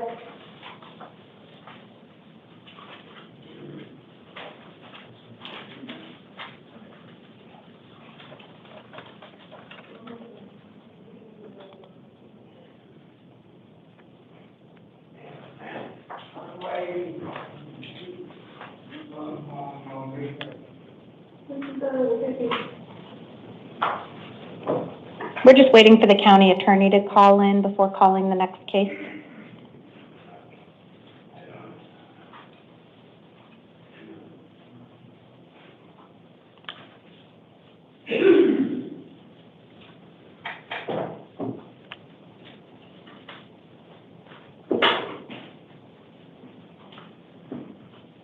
Go have a seat, sir. Go have a seat. Go have a seat.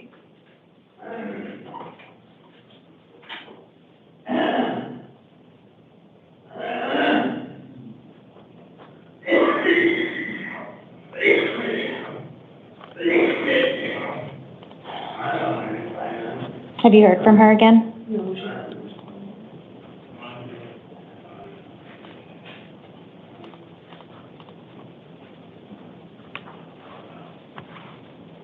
Seems like the county attorney's having a little bit of technical difficulties this evening.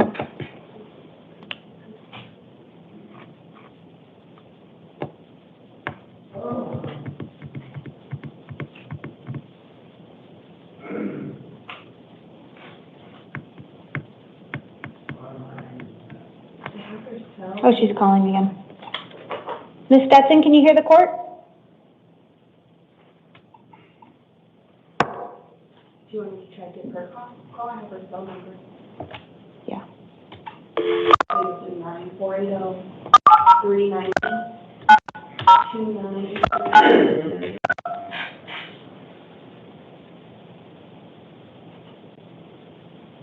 Maybe my phone doesn't work. Where's it going? Your call has been forwarded to an automated voice messaging system.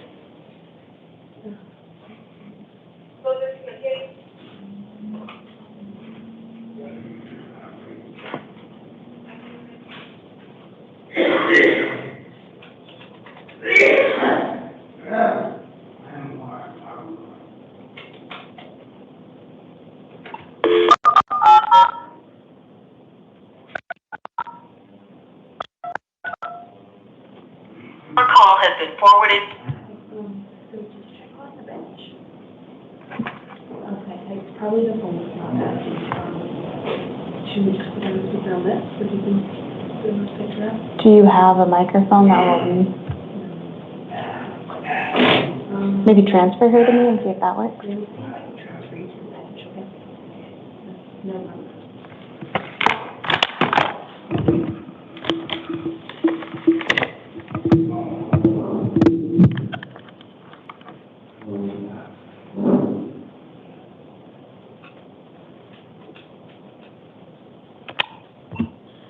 Ms. Stetson, can you hear me?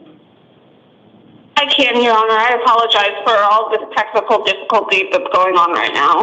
No problem. I'm glad we got you on here. I'm going to go ahead and call case number 23, Angelo Murray, to the podium, please.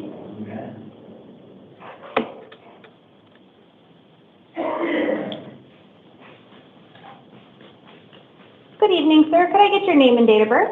Yes, Angelo Murray, 6/23/96. Thank you, sir. And can I get the state's appearance? Good evening, Your Honor. Ashley Stetson on behalf of the state. Thank you, Ms. Stetson. Sir, we are here today on a new Superior Court case. It does include one count of indecent exposure, a Class 6 felony, one count of endangerment, a Class 6 felony, one count of indecent exposure, a Class 1 misdemeanor, and one count of disorderly conduct, a Class 1 misdemeanor. Probable cause has been found, and I'm appointing an attorney to represent you. You're going to have some hearings in the downtown Superior Courthouse, with the first one being a status conference July 10th at 8:30 and a preliminary hearing July 14th at 8:30. Before we get to your release conditions, Ms. Stetson, did you have something you wanted to put on the record? Yes, Your Honor. The state did submit a written recommendation prior to court starting this evening. The state did unintentionally forget to include the recommendation of electronic monitoring. The state is requesting that due to the fact that this is a sex crime and pursuant to the statute, monitoring of some sort is mandated, so the state is requesting that electronic monitoring be imposed. Thank you. Thank you, counsel. Sir, I did review the facts of the case that were submitted to me along with the 15 factors I have to take into consideration when determining a bond. And in this case, I am setting a secured appearance bond of $10,000. If you post that bond, you will be released to the supervision of pretrial services and equipped with electronic monitoring. You'll also have written conditions of release you're going to need to comply with. You are not to initiate any contact with any alleged victim, complainant, or witness. It's my understanding this incident took place at your apartment. If you are permitted to go back to your apartment by management, then you are only to go to and from your apartment. You are not to loiter or linger in any of the common areas. All of this information will be in your paperwork, sir. Did you have any questions? Electronic monitoring, is that like? An ankle monitor will be placed on your ankle to monitor your whereabouts, and you will be given restrictions and curfews through the pretrial services before you're released from custody, and it will let you know where you can go and at what times you can go. Right, okay. Anything else? No, that's it. Okay, just take a seat up there. We'll reprint this and get this out to you, okay? Thank you. Thank you, sir. Case number 22, Lenora Munoz. Date of birth, August 5th, 1999, will proceed as a house call due to being a danger to self. Ms. Stetson, did you want to make an appearance on this case? Yes, Your Honor. For the record, Ashley Stetson on behalf of the state. Thank you, Ms. Stetson. We're here today on one count of aggravated assault, attempt to control a responder's firearm, a Class 3 felony, one count of aggravated assault on a first responder, a Class 6 felony, and one count of indecent exposure, a Class 1 misdemeanor. Probable cause has been found, and I'm appointing an attorney to represent her. She'll have a status conference July 10th at 8:30 and a preliminary hearing July 14th at 8:30. Ms. Stetson, did you want to put any recommendations on the record? Yes, Your Honor. Again, the state unintentionally, when they submitted their written recommendation before court, left out the request for electronic monitoring. Again, this is a sex crime. Due to it being a sex crime, mandatory monitoring is required pursuant to law. So the state is requesting that electronic monitoring be imposed. Thank you. Thank you, Ms. Stetson. I am setting a secured appearance bond of $10,000. If bond is posted, she will be released to the supervision of pretrial services and equipped with electronic monitoring. She'll have written conditions of release to include not returning to the scene of the alleged crime, no contact with any alleged victim, complainant, or witness. All of this will be in her paperwork, and if anything changes after I meet with her, I will update the written record. And Ms. Stetson, were you appearing on any more cases? I don't believe so, Your Honor. Okay, well, thank you so much for appearing this evening, Ms. Stetson. Thank you. Yeah, and can you reprint 22? Thank you. All right, in case number 7, Christine Sosi, date of birth January 23rd, 1979, will proceed as a house call due to her being unable to function. We are here on a new justice court case for 1 count of criminal damage, a class 1 misdemeanor. Probable cause has been found, and I'm appointing an attorney to represent her. She will have an arraignment hearing on July 24th at 8:30 in the Country Meadows Justice Court. I am releasing her on her own recognizance. That is her promise to appear. She does have written conditions of release she does need to review. It does include no uninvited contact with any alleged victim, complainant, or witness. If anything changes after I meet with her, I will update the written record. That concludes our 11 p.m. calendar, and we will now stand in recess until 5 a.m.